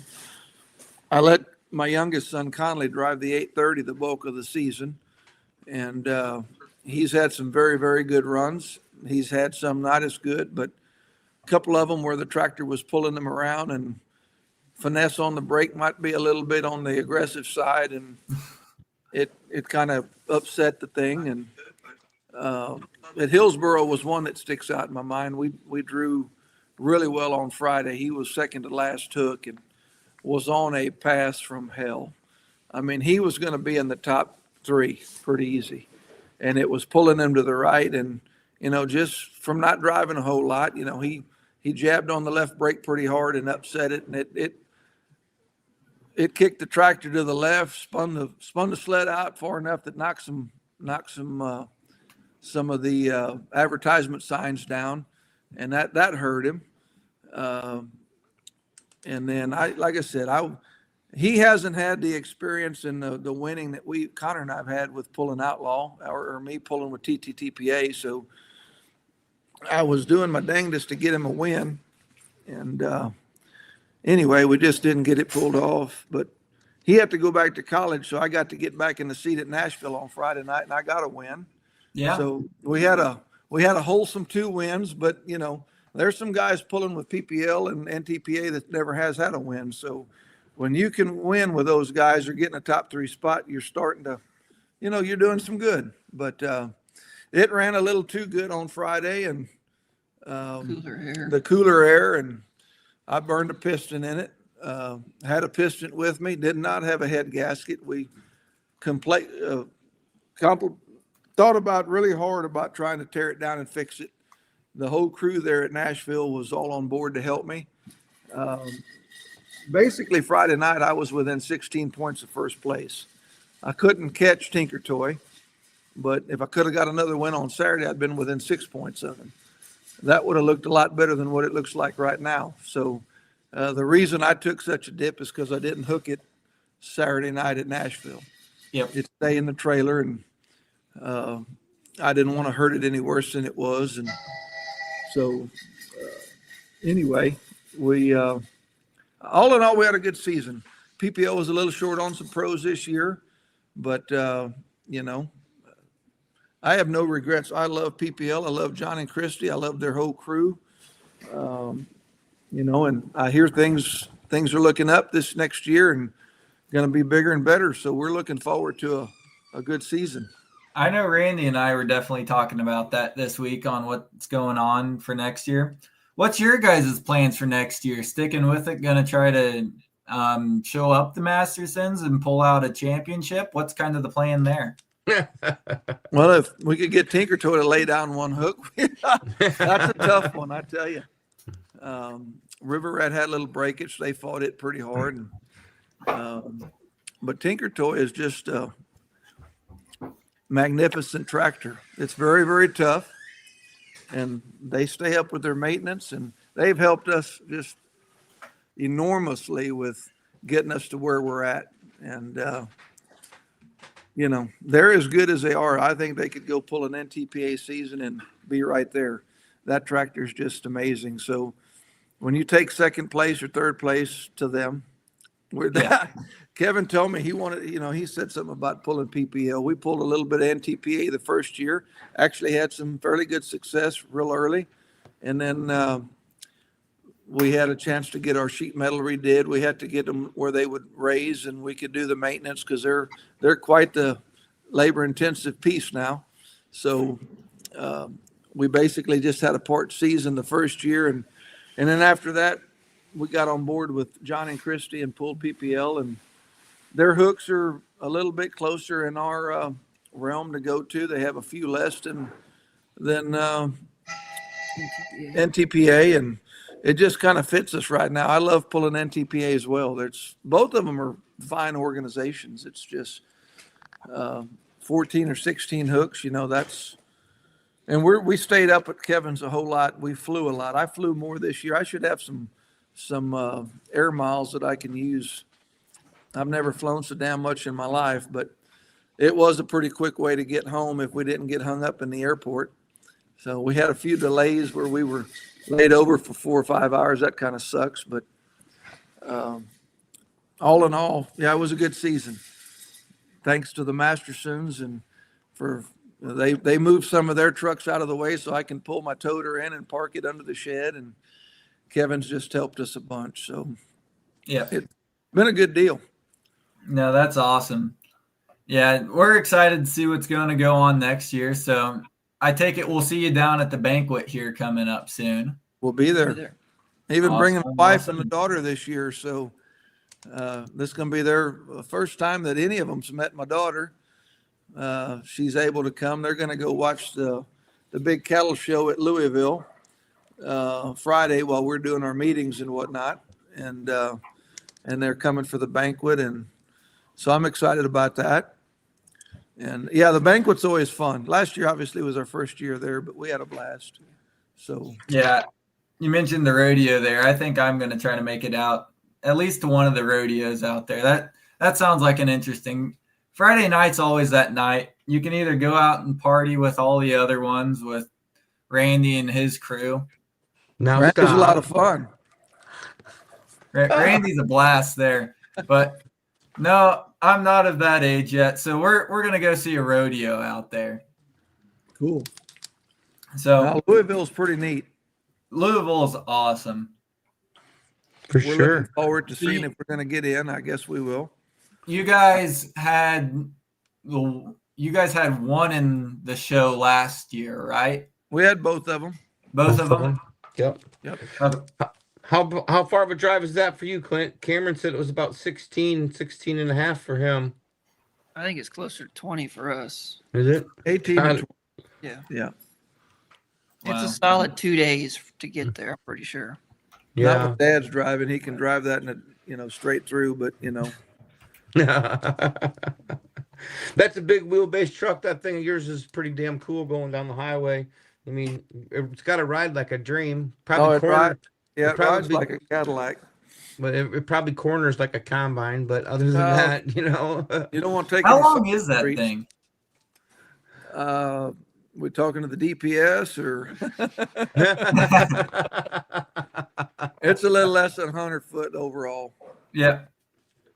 So Hmm. So, question for you, diesel guys. You mentioned there the air was better in Nashville and hurt some parts comparatively to that. We tune our motors off of the air with them, and we have a way to feed them more alcohol. How do Yep. the diesel guys tune their motors with stuff? we probably should have bumped up a little water. That's the only thing Okay. we really can do.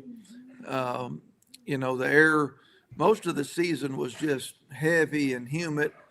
But Nashville was low humidity, very cool. They were running very, very good. So anyway, we probably should have put a little bit more water to a couple of cylinders. The temperatures all look good. I was playing with a little fuel too, cutting some fuel back, and got a little greedy with that. So live and learn. How do you guys? There's not a playbook on how to do it. It's just you got to burn them down and make notes and then back them off a little bit. So we're getting there. You just got one. You just got one though, right, Clint? Isn't that what you Just told me? one. That's Just one. one. That's good when you just get one, right? The other 5 soldiers look good, That's but good. one of them got a little toasty. That always seems like something with the diesels, that those things just burn so hot that even the smallest steel with a water line breakage or something will burn those motors down in an instant. Yeah. So- Well, with the intercoolers, we broke a main water injection line with the 6030 when we pulled Outlaw, and pretty much when you lose water injection on them, they'll pretty much lay down. Yeah. Almost keep them from self-destructing. With these, with the cold air from the intercooler, they just get a little leaner and meaner. They're not going to stop. So, Just get hungry for some parts. we haven't had that particular issue. The biggest deal was, the 6030 ran well. We went 1 and 2 on Friday, and the track was really, really tricky on Saturday, and we tried something really stupid, and it really, really didn't work. So I didn't give Connor much of a chance on Saturday. I thought we were going to be heroes. We kind of moved over and tried something nobody else had done on Friday, and it worked out real well. But man, you don't know unless you try. So 100%. What would it take if you guys weren't doing the diesels, what other class would you be in? I don't know anything about a spark plug, so it couldn't be anything with spark plugs. I'd get my wires crossed all the time. Oh man, I don't know. I mean, there's a lot of them that are fun. Connor would be about right for a mini I was rod. gonna say I'm not much on spark plugs, but I wouldn't mind a mini rod. There you go. Maybe a diesel super. Maybe I can talk Schultz into let me take a ride. Hell, he don't even get to take a ride. His dad's always commanding the seat. Him and Doug Meisinger. Yeah. I don't know if you guys can hear me, so I'm not going to talk. I can hear you now. Can't Oh, have- yeah. I was wondering why you was being so stuck up. You weren't talking. No, I don't know. I was yakking, introducing you guys, talking about our friendship and everything, and then you guys couldn't hear me, so I just shut up. No, you're talking. You're loud and clear now. Whatever you did, you're good.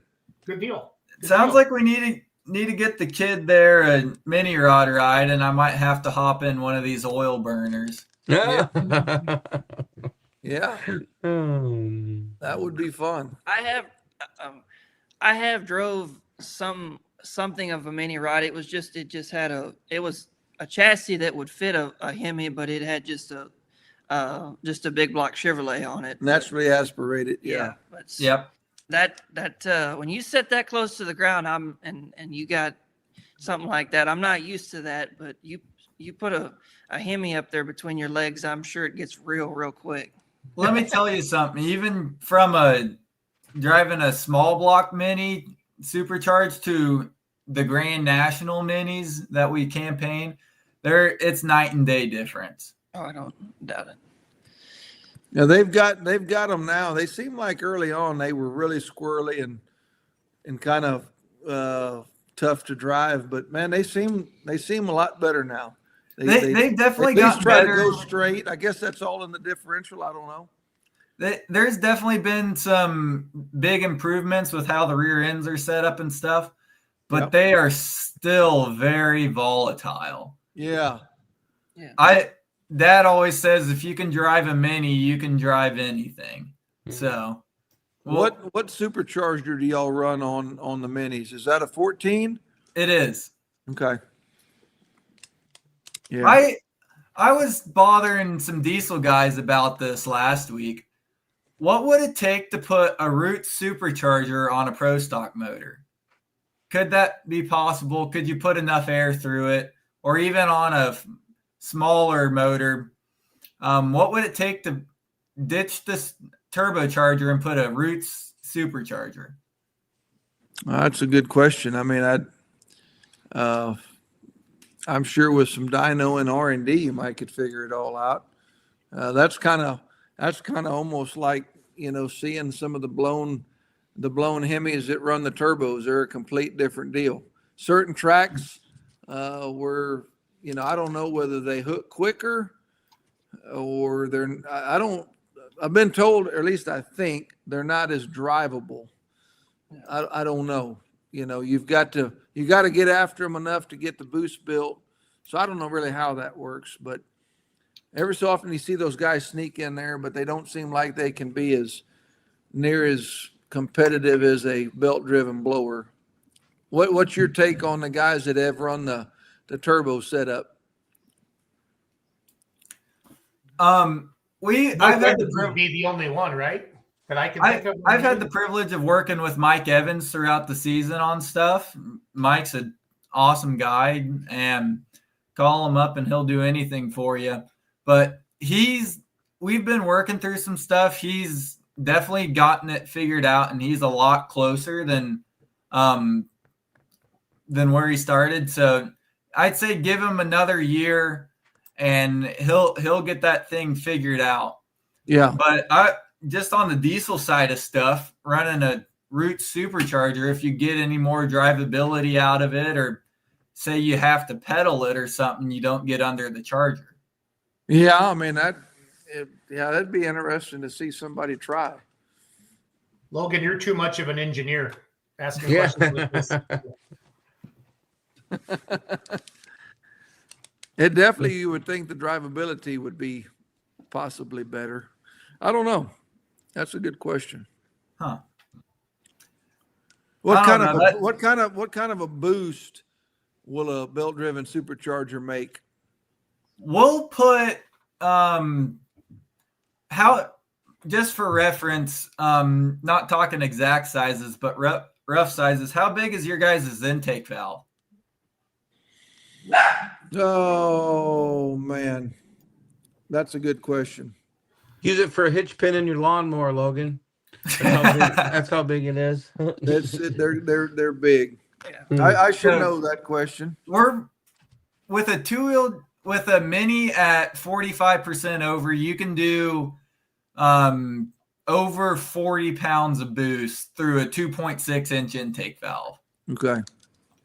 I know the two-wheelers are getting up there in the 55s through a 2.6 intake valve and a runner the size of your fist. So I know some of the diesels are getting up there in the well over the hundreds. So that'd be just an interesting deal.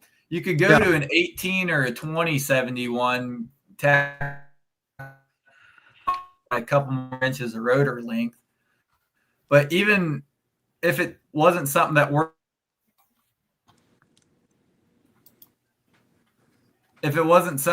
out with the pro stocks, going to even like a 4.1 tractor, having something like that.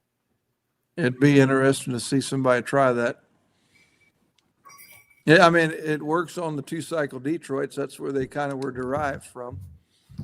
Right. That's their main source of air on a 2-stroke. It'd be interesting. Yeah, Sure. coming next year, Meddings with 2 superchargers strapped on the top of their tractor. One on each side. Yeah. Yeah, one on each side. There you go. There you go. One feeds 3 cylinders. There you go. A front and a back deal there. Absolute. For Yeah. sure. Jason will have to figure out how to run 2 into his. Jason doesn't know stacking anything. them. I don't know anything about my tractor. And anybody who knows me well enough knows that. So my Singer does everything and my dad drives it. And when my dad's not there, Doug drives it. So it's all good. Come on, Jason. Well, I want to someday, but I want Dad to enjoy it. And I've been busy with Full Pull Live and at the events, and that's what I got to do right now. It's all good.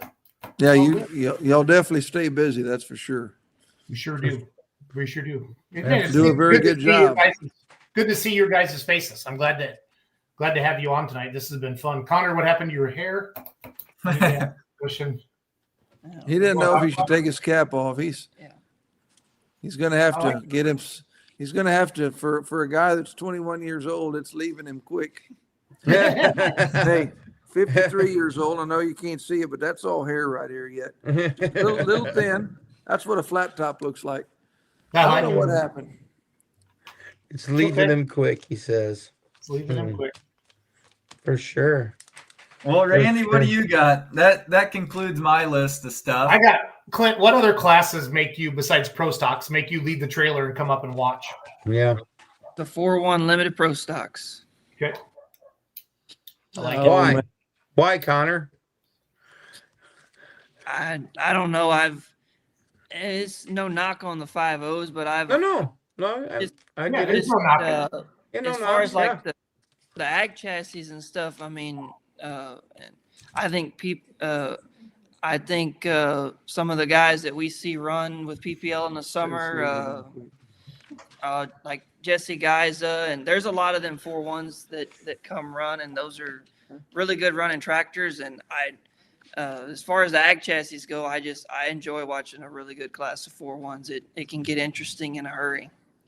Yeah. Fun to watch. Yeah. They in a way, more so they used to with the 5.0s. They still kind of do now, but they're kind of we use them as kind of an idea of what we might try or what we might do.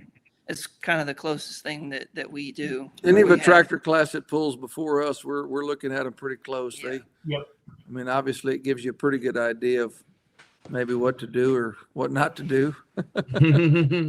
They make them 4.1s. Do they make half as much horsepower as you? The 4.1s, I don't know. Yeah. How The much pros are making over horsepower? 5 now, right, Clint? 25, 26, 2,700 maybe. Yeah, Really? I don't know. I've heard 4.1s, depending on the dyno, that mid twos, like 27, 2,800. Yeah. Big How much pros, you guys horsepower are well can we over pull out 5 of a now, pro right, stock? Clint? What's that? Big pros are well over 5 now, aren't they? Well, they're at 5. I don't know. I don't have any well over 5, but Okay. I don't know. I'm just I don't asking. know. You know, I don't. I kind of know what our little circle is, and I know where ours are at, and they're not where everybody's are at, but they are what they are. So Sure. the 830 is Yeah. a little stronger than the 6030. We fought the 6030 and doing some changes to it, and we're going to see if Look, maybe by chance puppy.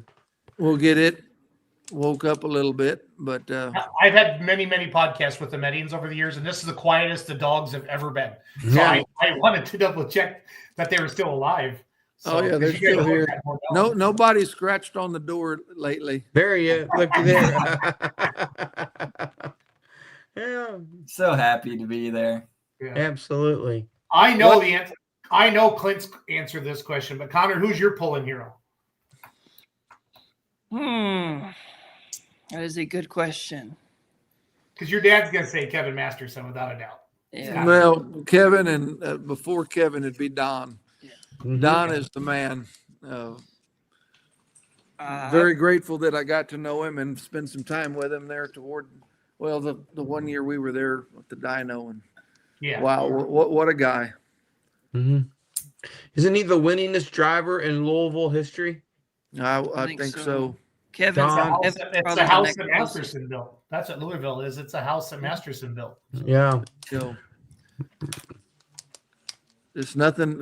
Then you put him on the magical Tinker toy, and he could pull some stuff that I didn't think was doable.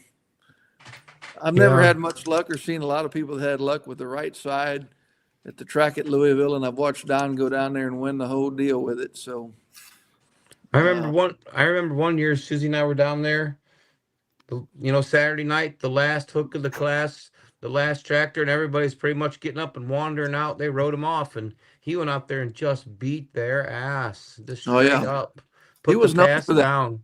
and make you like it. Yeah. Absolute. Yeah.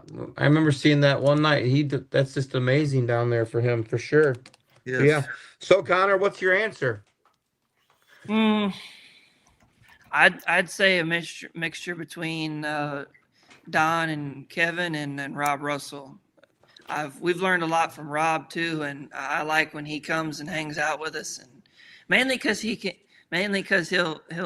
Kevin likes to give crap to everybody else, and Rob will just turn it right back. It's pretty hilarious to listen. They got lots of stories, and you learn a lot when you're sitting next to them too. Oh, Yeah, Brett understood. Burns came around and hung out with us, and Brett, I never really knew him that much, but man, he's a super cool dude. Brett's awesome. When you're sitting around and talking to all those guys, it's pretty neat. But talking back to the 4-1 deal, or is there some of the organizations going to eventually let that go to a component, or where is Yeah, that that's at? a rumor. That's a rumor mill I'm hearing, but we'll see. So Yeah, I'm right now sure. it's rumor central right now in the pulling world. So until the banquet, there's going to be a lot of guessing, and I heard this, I heard that kind of stuff. So Yeah. Yeah. The first one. When is the the PPL banquets in? Not this weekend, the next weekend, and Next then weekend. Yep. then NTPA is the 1st of December, and then ours isn't until January, the 3rd week of January. So I think Wisconsin's the same weekend as NTPA's. So when is the Outlaws? I feel like I should know Probably that. coming up pretty quick too. it's that Yeah. 2021, 22 weekend. I think PPL's 14th and 15th. It's, Yeah. I Yeah. it's the think weekend Outlaws after 21 and 22. PPL and the same as the Western Series. Okay, gotcha. Yeah, ours is always the last one. We're in January. We're the 3rd week of January, so everybody pretty well has theirs all hashed out. Then we work with ours, So No, I we're looking missed forward this. to it. Would you drive a red one? Yeah, I probably could lower my standards that much. No, I grew up on driving an 806 Farmall, so hell, they're all good. Tractors are like watermelons around here. You keep the red, you throw out the green. Logan, See that? that's an old one, Logan. Come on, buddy. You Just gotta let the green ones go a little bit longer till they get in their prime. Well, then they turn orange, and then you're into the Kubotas, and you know how well that goes over. Yeah, well, now that's almost like having a Mahindra.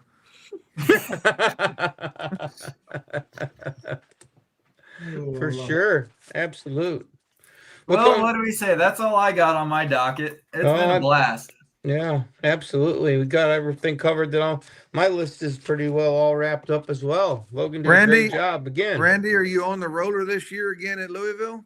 Well, I'm pretty sure I am. I have not talked to Mr. Witt or to Bowman, but Bowman told me just keep coming back. So he wanted me down there. So I haven't No. talked to him. but- Randy, you got to put your paperwork in just like the pullers do, and then Yeah, yeah.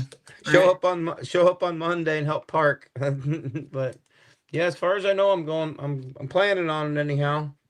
You and So- Keenan. Randy's doing that. Where do I get the paperwork for this? Yeah. What's that, Clint? I said you and Keenan tag teaming. Yeah. Keenan drives into the sand pile. So Yeah, that's impressive. You got a 4-engine mod sitting there running, and Keenan stuck in the sand pile. yeah. Yeah. Way to go, Keenan. Yep. I just back up the hill and get out of everybody's way. So Man, don't you know he was having a panic attack? sure. I know I would have been. I'd had a hard time not jumping off and running and hiding. That'd been a mess, Oh Those, my. those pneumatic rollers, they can get stuck on a wet cow paw. Mhm. So I can only imagine getting a little excited. He got a little excited for some reason, shoved it up in the sand. He was trying to be a superstar in the pulling world. Got in the He sand wanted and to then, know what it felt like. Yeah, come in there a little hot, I guess he says, but coming in I hot.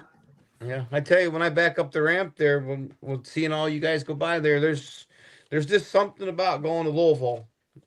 When you're sitting in the stands, there's something about being in Louisville, and then there's another thing to be lucky enough to be on the floor with the pullers, and Yeah. then I don't know, when I get to do what I do, I'm just pretty darn lucky, pretty blessed.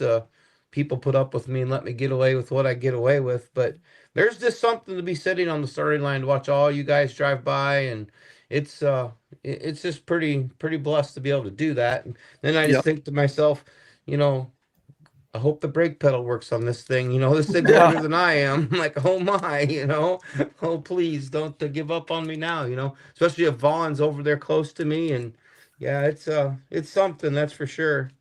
It's a Absolutely. well-oiled machine. What you guys do bouncing, between each other and stuff, it's pretty neat. So It is.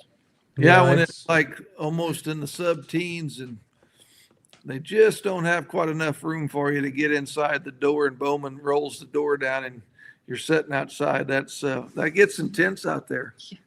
yeah, it does. And just about the time you're pretty well, you know, I'm pretty lucky. I don't require many clothes, and but it's kind of nice right here. And then he throws that door open, and oh my, it blows in that Arctic blast. And then I think, boy, you guys have been out there sitting in it, so for sure, it gets real in a hurry.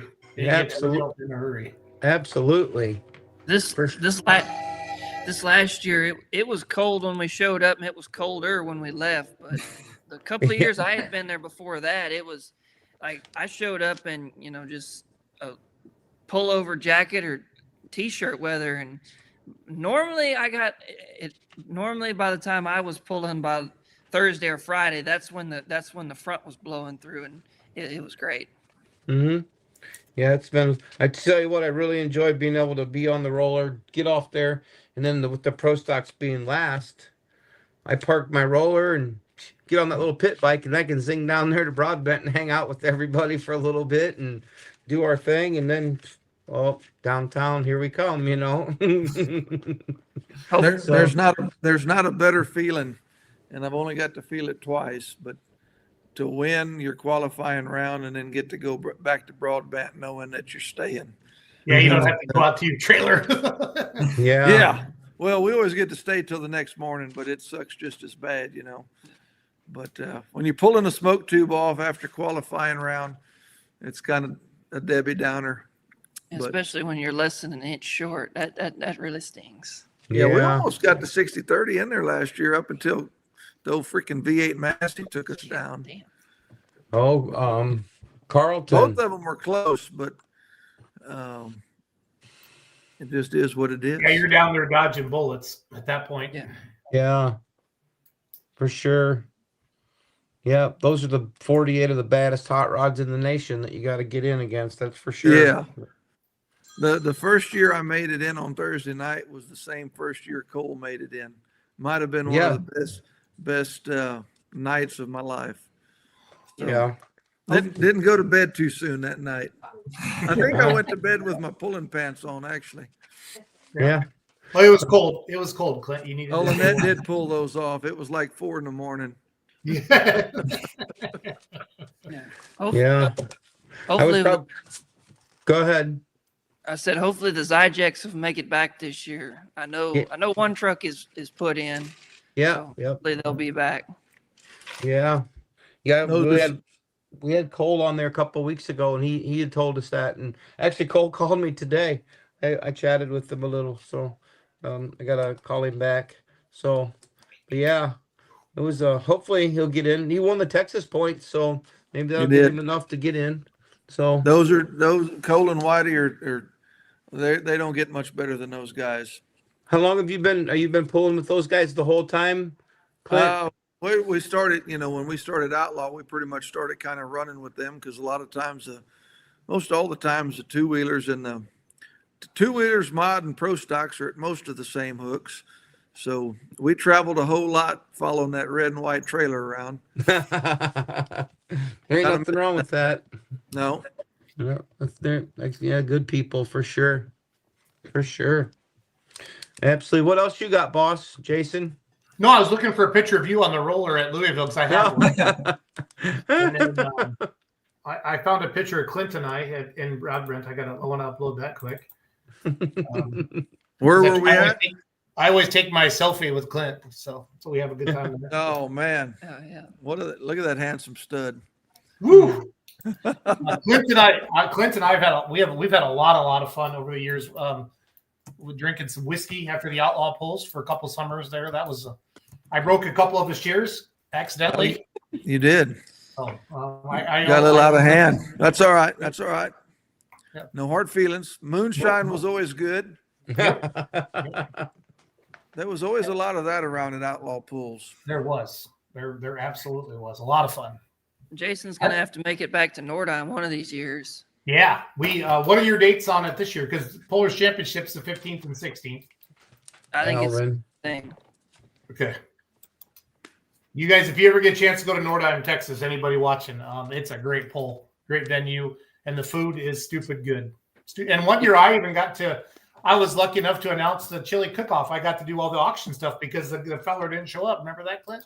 I remember it very well. You did That was good. fun. That was fun. My mom even liked you, so you were pretty good. I shamed a lot of people that night, Clint, Yeah. to buy and stuff. So. No, No, that's what this is all about. The friends you make and the friendships you continue to have in the sport. That's what makes it all worthwhile. All the Yep. running and the craziness and all that goes with it. So it's a lot of fun. Well, we're looking forward to seeing y'all at the banquet and/or Louisville. Yes, Yeah. sir. Absolutely, we will. So, Well, Clint, Connor, thanks for coming on tonight, guys. Thank y'all for having us. absolutely. Anytime. So Hey, I feel It's honored when y'all definitely been a want to. blast. I feel honored when y'all want to talk to some peasants from Nordheim. Shoot, I'm on top of the world. I would have never talked to these two fine folks here if it weren't for this thing. but So. that's what's fun about this. That's what's fun about this. And we've been doing this a long time. It's been fun having some new blood come on here like you guys and just kind of keep it interesting and interview some people. And we've been doing this podcast for over 10 years every Monday night. So it's fun to get some new people on here. So I appreciate it. Well, we're not the big and famous rock stars, but we sneak up and bite you on the heels every so often. So I love it. we're getting there. All right, you guys have a good night. All right, y'all too. Thank you very much, Appreciate both of you. Sounds good. See you, Clint. We'll see you, Connor. We'll see you in a couple weeks. All right, sounds Best good. of luck next year. Thank you. The Mettings. There's the fleet. There's the fleet right there. Bullfrog, Bulletproof Buck, and the Bull Wagon there. That was a good interview. Yeah, they said they couldn't hear me, so I quit talking. I felt bad because like Clint's my buddy. And I felt bad, but that's what happens. So that's what happens. So that's why I said something there about halfway through. It's like, can you guys hear me or not? Yeah. No, we got you now, whatever was up with that. But Yep. what a show there, Jason. What a show. That's fun. Andy? Good job, guys. Absolutely.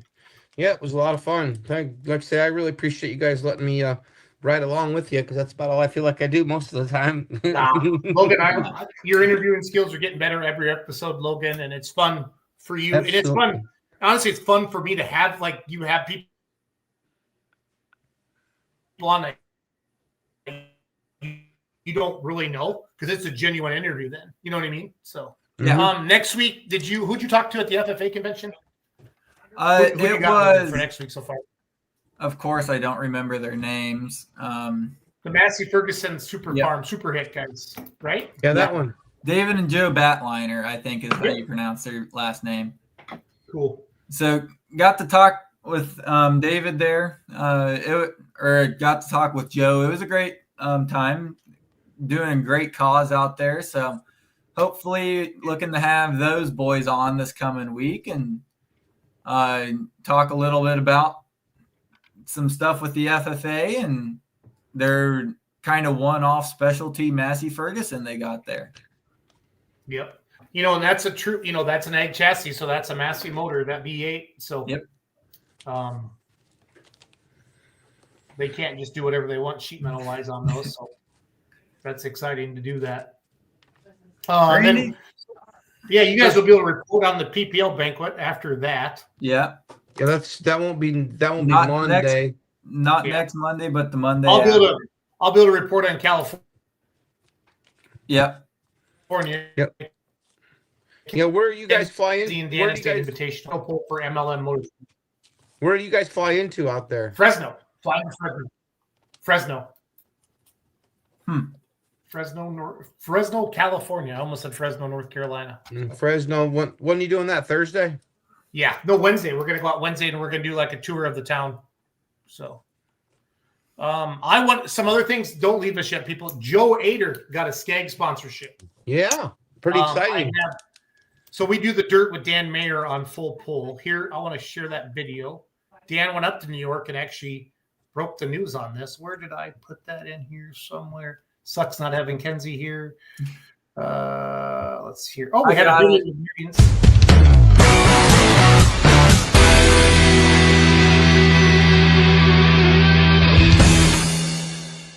Good afternoon. Dan Mayer joined by 10-time national champion Joe Ader. And the paint isn't even dry on the 2025 season. But, Joe, you've got a major announcement. Yeah, we're pretty excited. You know, we're throwing a big party here today of our 10th national title. And we're debuting a brand new sponsor. And we're very proud of it. It's Skeg Power Equipment and out of Wisconsin. And they're worldwide with their equipment. And we're very excited. We're going to put them out there on the map, and along with some Peak Oil, Emax, and all our good guys that are on board with us. And we're just very proud of this, our new colors. So we'll see how the night goes here. Go for number 11. You know, it's we won't stop. We're going to keep going, but we definitely want to make them proud. You know.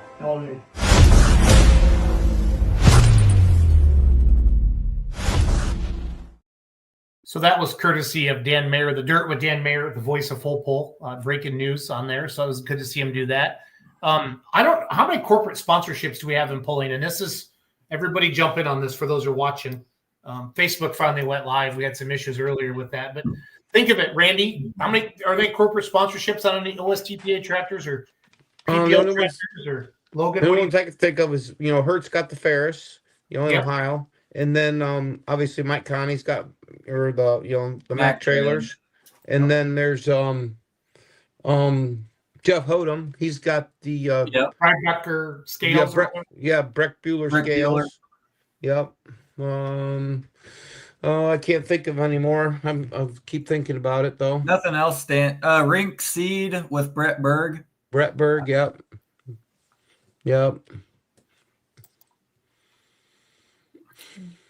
Can't really think. I need to get some Cincinnati Bengals decals for that beast.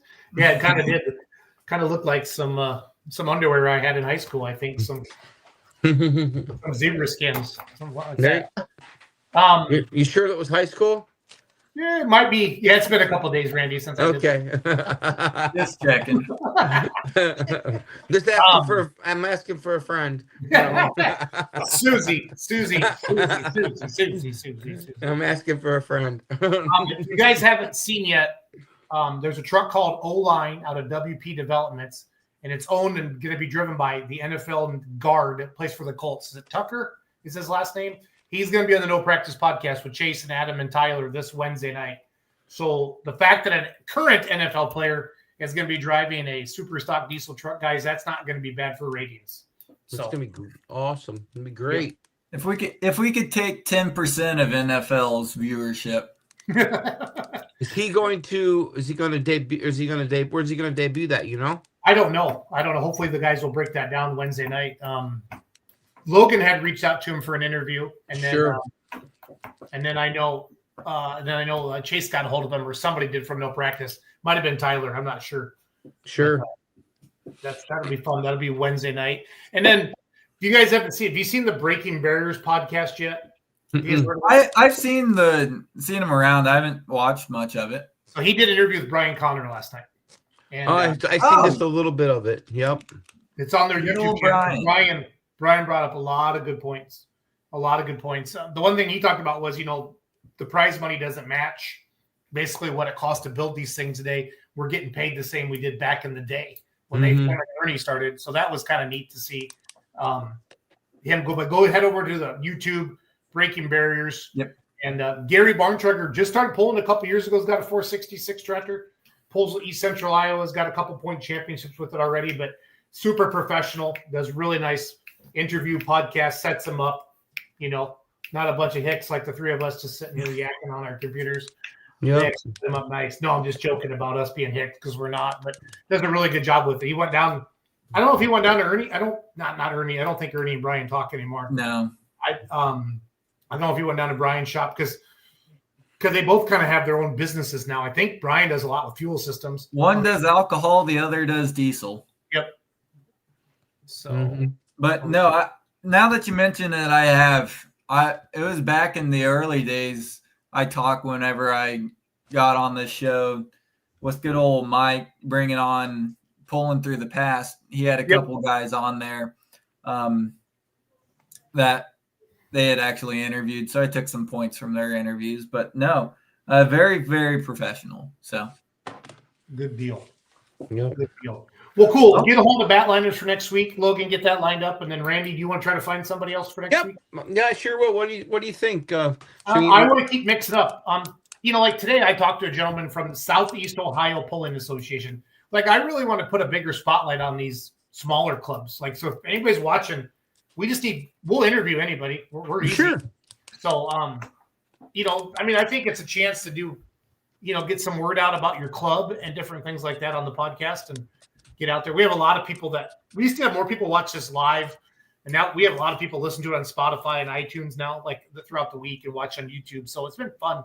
But I want to keep it entertaining, get some new guests on here, keep it exposing it. So yeah, Sure. Yeah, I will work on getting one. I'll get started on it yet this evening. But you guys had Cody and Eric on last week, I think, from OSTPA. That was fun. Yeah, mini puller and a 3.0 diesel guy.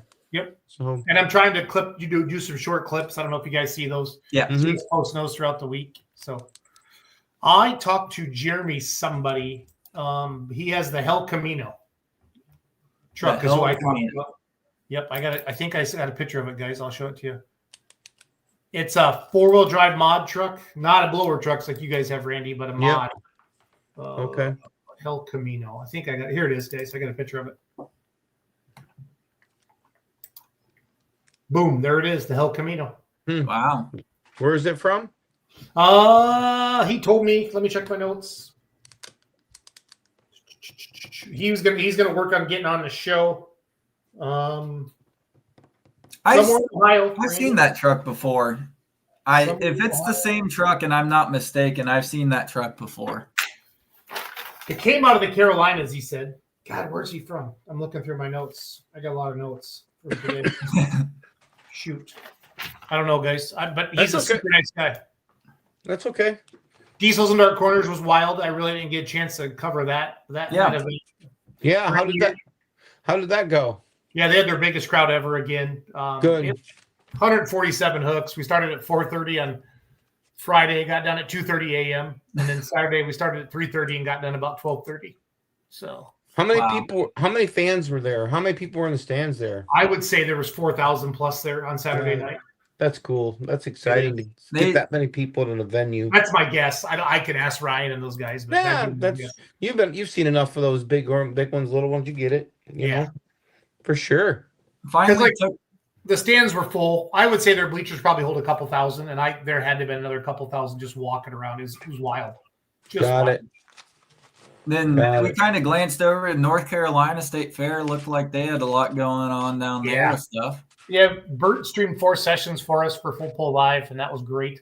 I didn't get a chance to go back and watch. I saw Hurt. Did Hurt get a belt again? Kyle Petty was there. That was pretty neat. Yeah. Yep. They got pictures. Bill Hurt got pictures with Kyle Petty. Yep. That was pretty neat. Yeah, Hurt won. He won with the minis, and then he won the super class. But then it was Brett's birthday, so they shagged ass for home. They didn't stay for Sunday, Jason. They won both sessions Saturday. Then he came home. So it's Brett's birthday. So that which is good. What's that, Susie? Is that truck located in Utah? I don't know. No, that's an Ohio truck. Ohio. It was bought in North Carolina. Jeremy somebody. I talked to him today on the phone. Let me look through my phone here. Must be Southern Ohio. Yeah. Jeremy Harlow. Harlow. I had to take this picture for you guys out of the dry storage shed. Yeah. Oh, yeah. Might have to doing some winter maintenance on them right now. Yeah. Exciting. I like it a lot. Yeah, the announcer at Diesel's Dark Corners, he worked with Dan. He talks normal and you give him a microphone. He says pick him up truck and buddy roll, and yeah, he had a blast listening to him. He did a really Really, really good job down there. Yeah. Good deal. What For sure. What are you doing this week, Randy? I trucked today. I delivered John Deere tractors today, and we're going to work at the farm tomorrow. I got 300 acres of double crop beans. I'd like to get those cut maybe tomorrow and Wednesday. And we got trucks running all over the country. Got a few headed west and got a couple headed east towards Pittsburgh tomorrow. Got some grain trucks working, and just trying to get want to get the farming wrapped up this week. It's time. Time to get it wrapped up, get the combine, get it blown off, and get it put away. Put it to bed for the year. So Nice. yeah. What do you got going on? Just school, and then what else? You got a bunch of Catching stuff up. in the machine shop. Catching up school, keeping stuff rolling across the machine's shop. So, Yep. Jason, you? Yeah, Doing California. home loans? Yeah, hopefully. Mortgage rates starting to come down a little bit. Been getting some refinance activity. Purchase is not as strong in the winter up here where we are. People don't want to move in the winter unless they have to. But Wonder why. I'm getting the word out there that I can do a loan in every state but New York. So that's been helping. I'm starting to do more out-of-state stuff with the pulling, getting the word out about that. There's some big announcements coming up on some new events next year. I'm excited for banquet season. I'm hearing a lot of stuff. I want to see what's real, what's not real coming up Sure. here. We'll learn a lot after the PPL banquet. We're going to learn a lot here with some announcements coming up for some NTPA events. I know the Outlaws have some new events this year, so it's going to be exciting. We just put our classes up for the Pullers Championship. We do kind of some auto invites for top finishers and their associations by the end of the year, and then we'll go into fan vote mode. Change up some of the classes. We're not having semis back. We're not having the big mods back. We couldn't fill the class, to be honest.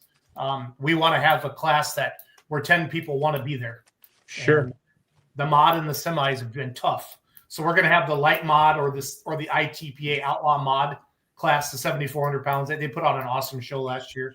And then we're bringing back the 4-wheel drive gas trucks. So I'm excited about that. So like RJ's truck, the natural trucks, 4-wheel Yes. drive, the big Yep. naturals. Okay. Yep.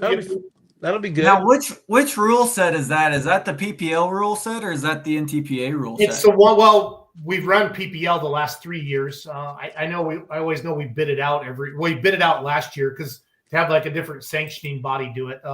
I've talked to Brad about that. See how he wants to do that this year. Here is the classes we're having. So pro stock tractors like Clint Meddings, big pro. The Outlaw ITPA mods. That's a 7,400 pound class. The rest of them are in the national classes, and the minis, 2-wheelers, 4-wheelers, the 4.1 limited pros. That's a grand national class now with NTPA. It's going to be exciting to see how that shakes out. Sure. 5-wheel pro stocks. We've never had 5-wheel pro stocks before. The super stock diesel 4-wheel drive trucks. We've had them every year. Light supers and an 85 limited pros. So I'm gonna need your vote, Randy. yeah, you get vote once a day. Once a day Once we start that, and we do. for We narrow it Logan. down to a top 20, and then we do a second round of fan voting. I think usually right around Louisville is when we do our list. When did you say that was? We'll start talking about it, but we start fan voting after the first of the year, Yeah, but when is that event? I May forget. 15th and 16th. May 15th and 16th. Got it. Right in the heart of Clinton. Right in the heart of corn planting in southern Huron County. No, we hear that a lot, but Yep, sure. our event is never. We don't want to do it at the end of the year because your parts are tired and you're tired, and we don't want to do it in the middle of the season because we don't want to interfere with points. So Yep, basically, absolutely. it's a big test and tune for a lot of guys and gals. And our event's unique. Every dollar from the gate and the live stream, once bills are paid, goes back to the pullers. So I came out there with Jeff one year. I had to work. I was planting still. I worked at home on Friday. He went out there. I don't remember for sure, but I drove out there on Saturday. I drove out there Saturday afternoon, hung out with everybody. We went pulling. Then we drove back home, went farming on Sunday. So crazy like that. For sure. I think it's 8 hours out there to Nashville from the pizza shop to Nashville. I think it's right at 8 hours. Yeah. So It's nice little drive. It's a, what do you call it? It's just east of St. Louis, about an hour. Yep. So Yeah, Now- Terry Benson. So Mattville is doing NTPA Grand National and Badger State this year, so that's going to be new. Yep. I saw they had a dirt. So Mattville's a poll that I used to help with back in the day. When Sure. it was, I actually helped it become a PPL poll. I was living up there. I knew Greg Elson really well, and this is when Forrest first bought the what do you call it? The Pro Polling League from ATPA, right, Randy? Am I saying that? Yep. And just they were having a region hooked up there, and they weren't getting good numbers. And I knew Greg, and then we went up and met with the people, and they put on that. And I learned a lot about promoting truck and tractor pulling from the people who run Mattville. Their church, their school has been built off of that. And then last year, the Diocese of Green Bay didn't want to do it, insure it anymore, basically, and they moved out to the Seymour or the Allegheny County Fairgrounds in Seymour, Wisconsin. Yep. And then they brought some dirt in, you guys, 2 months before. I think it had some rocks in it, and they really struggled with it. But Dan did a video of them showing them screening the whole track, so they're getting all the rocks out of it and stuff like that. So, yep. But it's going to be Badger State, not Anger State. Terry didn't mean to type that in there. He's there to fix it there. Yeah, that'll be Badger State as well. Yep, that'll be good. That's That's that second weekend in June. Somewhere Yes. Is it Father's Day weekend? Somewhere in there. Same one as Farley, whatever it is. Yeah. Yeah, so that's going to be interesting to see. Again, I've heard a ton of rumors. I'm not going to talk about them on here because that's Sure. not who we are. But we'll wait for that PPL banquet. That should give you a good hint of what I'm hearing. So we'll see what shakes out. It is what it is. So Yeah. a lot of pulling. There's going to be a lot of pulling at the about the end of June. Well, yours the middle of May till October. You can go every pulling. weekend. With us with Full Pull Live, it's 11 months a year now. Yeah. December is the only month that we're not streaming anything. So For sure. no, Terry, we know you didn't mean Anger State. It's okay. We know Terry Benson's a good dude. So Yeah, we were actually Susie and I were actually kicking around last night. We were laughing about it. I told her we should fly to out there to California, but I wasn't sure. I knew I'd talk with you today about it. Well, if you get into Fresno, we'll come get you. It's like 45 minutes. It's fun.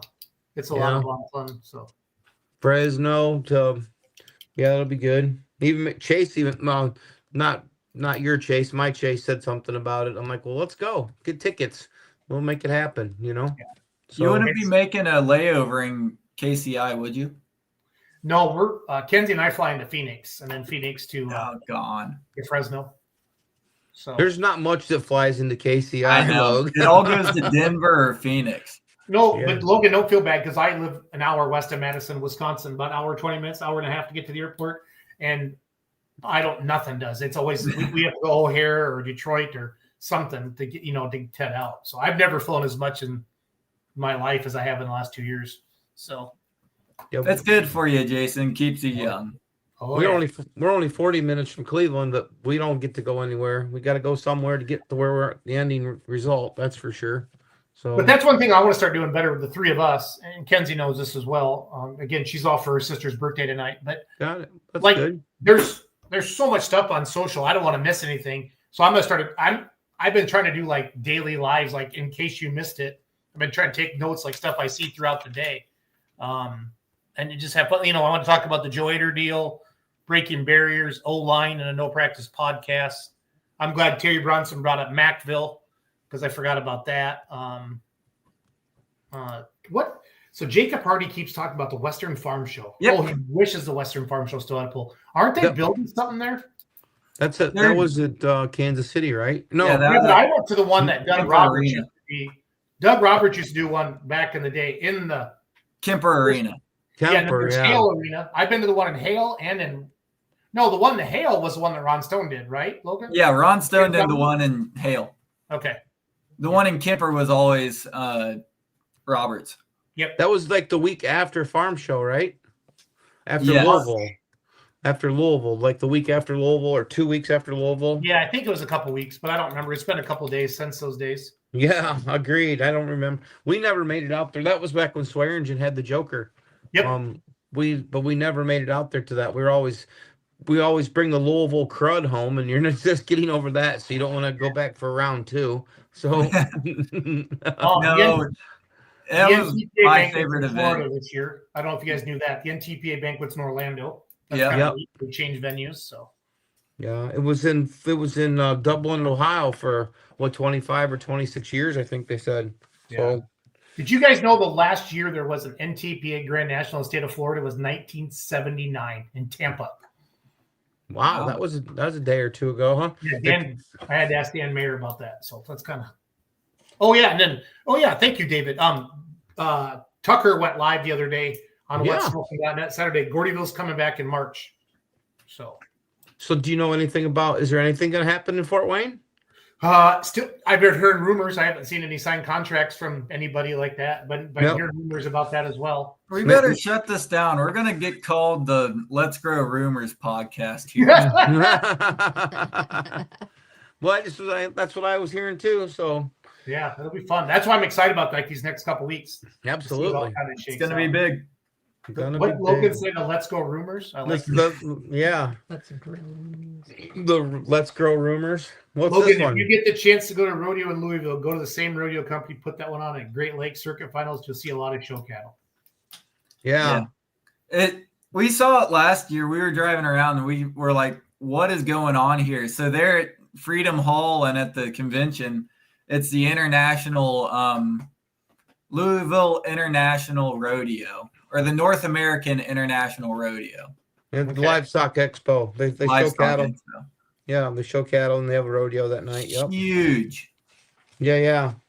Everybody wants to win in Louisville, whether it's pulling tractors or showing cattle. So, yep. A couple more questions for you guys, and we're gonna wrap it up because Got it. What I posted on social. I don't want to do my rumors because I don't want Logan to be mad at us. I'm waiting for my Facebook page to load here. Give me a second. Okay, I put this out here. We love truck and tractor pulling. ... How do we get new spectators at the event? It's got 140 comments on there. Wow. And these I've been posting these all on social. I posted this one 4 days ago. Logan, how do we get new spectators at events? And then Randy, same thing. What do we need to do to get new spectators? I think what would help, I think you guys are doing a great job of it as it is with the promotion of the live streams and stuff. But you see, like with NASCAR and stuff like that, like an event that they had there at the Kansas Speedway, you heard it on the radio, you saw commercials on it for TV. And I know advertisement costs money with stuff, but just getting it out in front of more people. And then as for keeping newer fans at polls, having a good announcer there in between polls, because it's 15 seconds of entertainment broken up by a minute and a half. So you got to keep them entertained. Minute and a half of what? Who's turning it that fast, Logan? Nobody turns it that fast, buddy.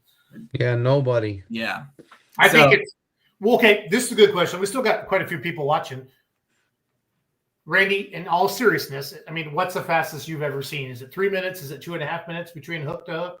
Yeah, that I was just saying about 3 minutes 15 seconds. That's pretty quick. I mean, you'd like to say it less than 3, but 3 minutes is about as quick as you can get it pulled off for us. You know, sometimes it's longer, but 3 minutes is what we shoot for in Ohio.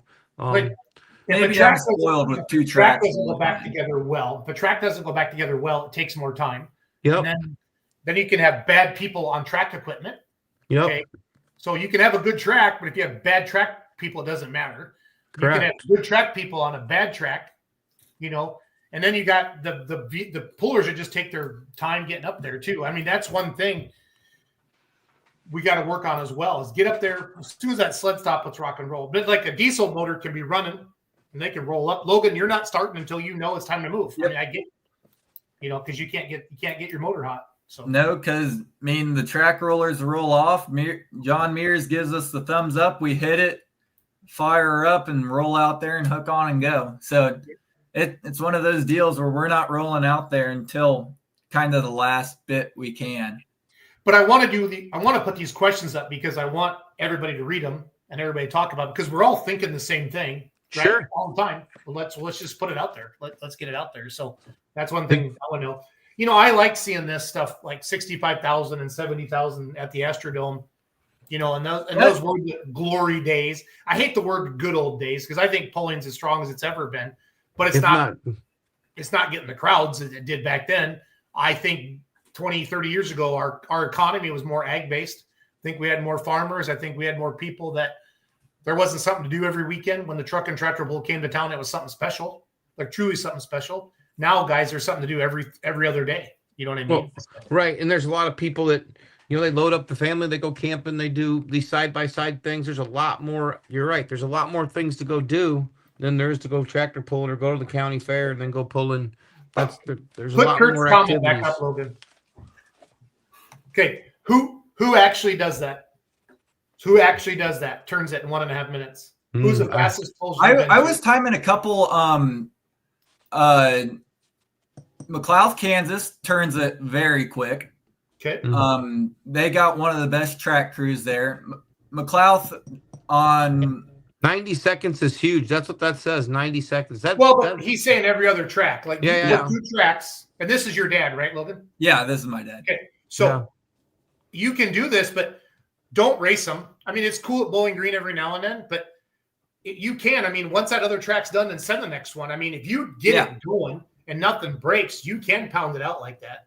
But I mean, like for me, like Bowling Green is one that flies.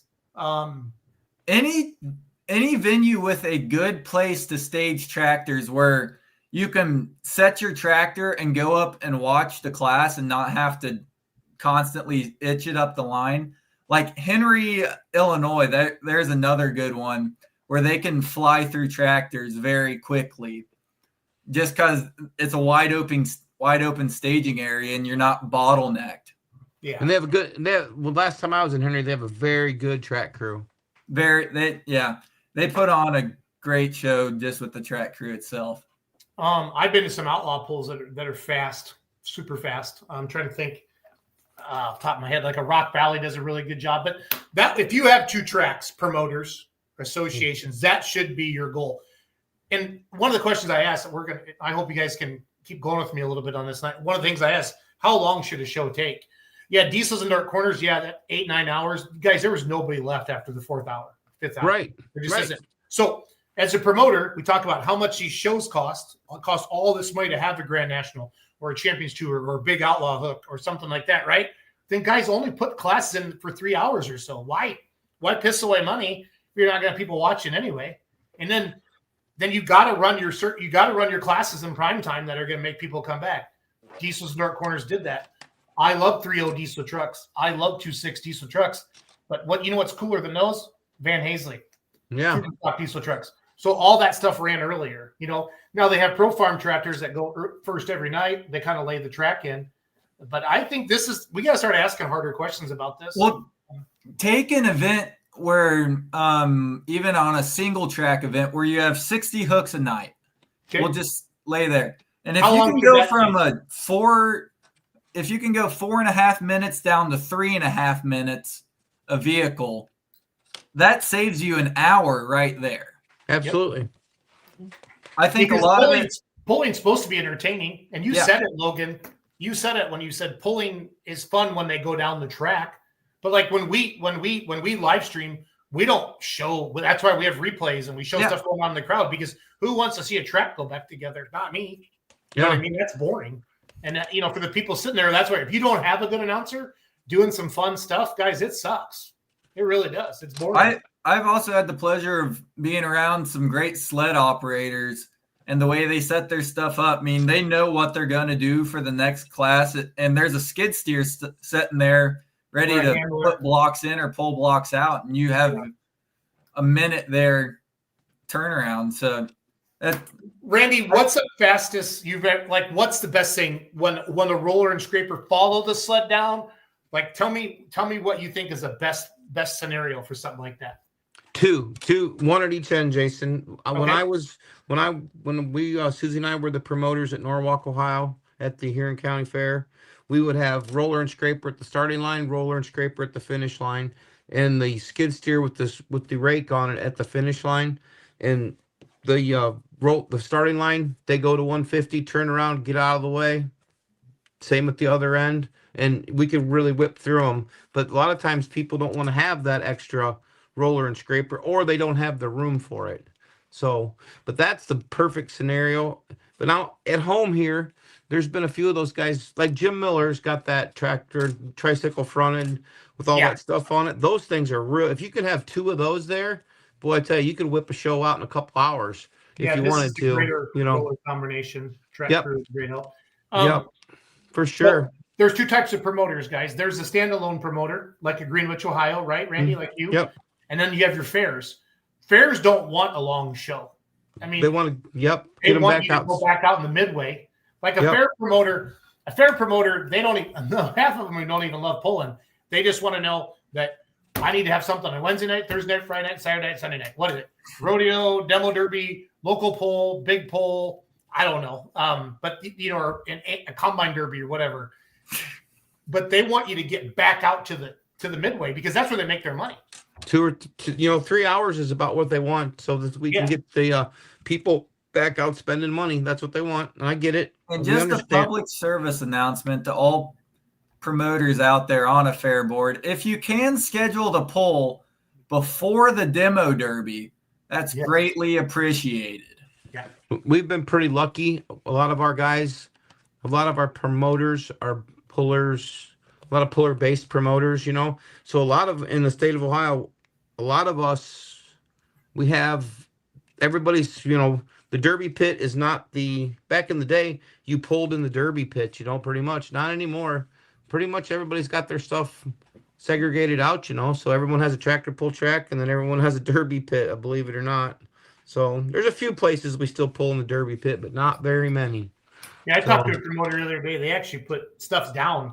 They put new dirt on top of it for the derby, and then they take that back out. So Right.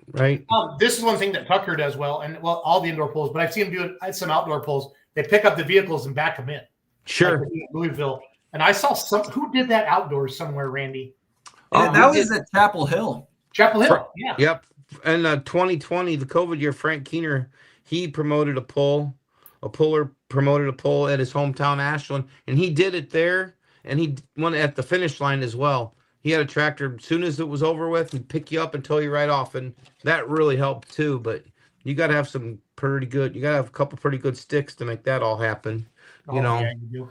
Well, and that's one thing too. Like speaking of Chapel Hill, I think you could pull at Chapel Hill for 8 hours and think the whole crowd would stay.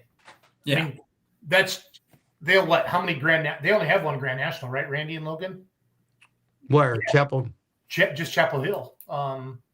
In the state of Tennessee, they don't get a lot of big. Yeah, I believe you are correct. I'm trying to think of. I went to Crossville, Tennessee, and that was a Middle Tennessee event. Mm-hmm. Yep.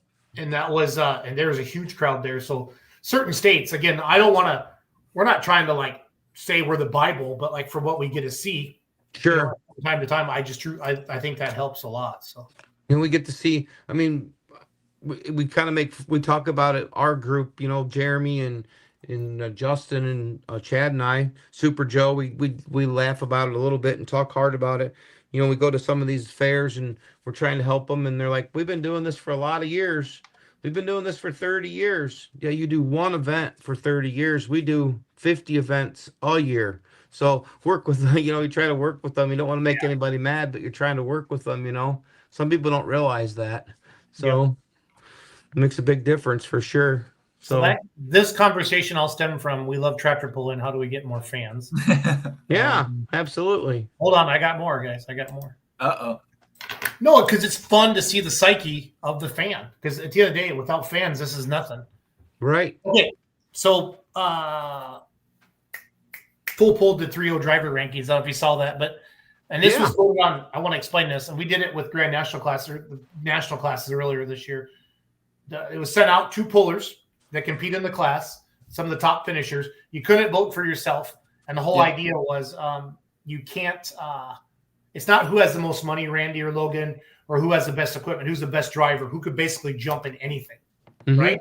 So the thing I wanted to ask you two tonight, and I want to ask the fans that are still watching, not about 3-0, but Adam Kincaid was voted number 1, Austin White was voted number 2, Skylar Leeper was voted number 3, number 4 we had a tie with Cody Bader and Landon Perkins, and number 5 was Drew Slayback. Okay. Now Randy, Logan, who could drive anything?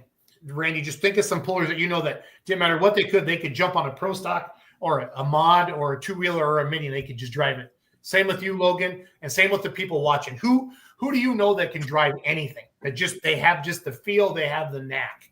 Because that's something I want to do. In Ohio, Jeremy Smith can drive. He can drive anything. He can drive a pro stock. He can drive a mini. He's got a good handle on it. And then obviously we know the wild man, Mr. Jeff Hurt. You know, he can drive anything. Yeah.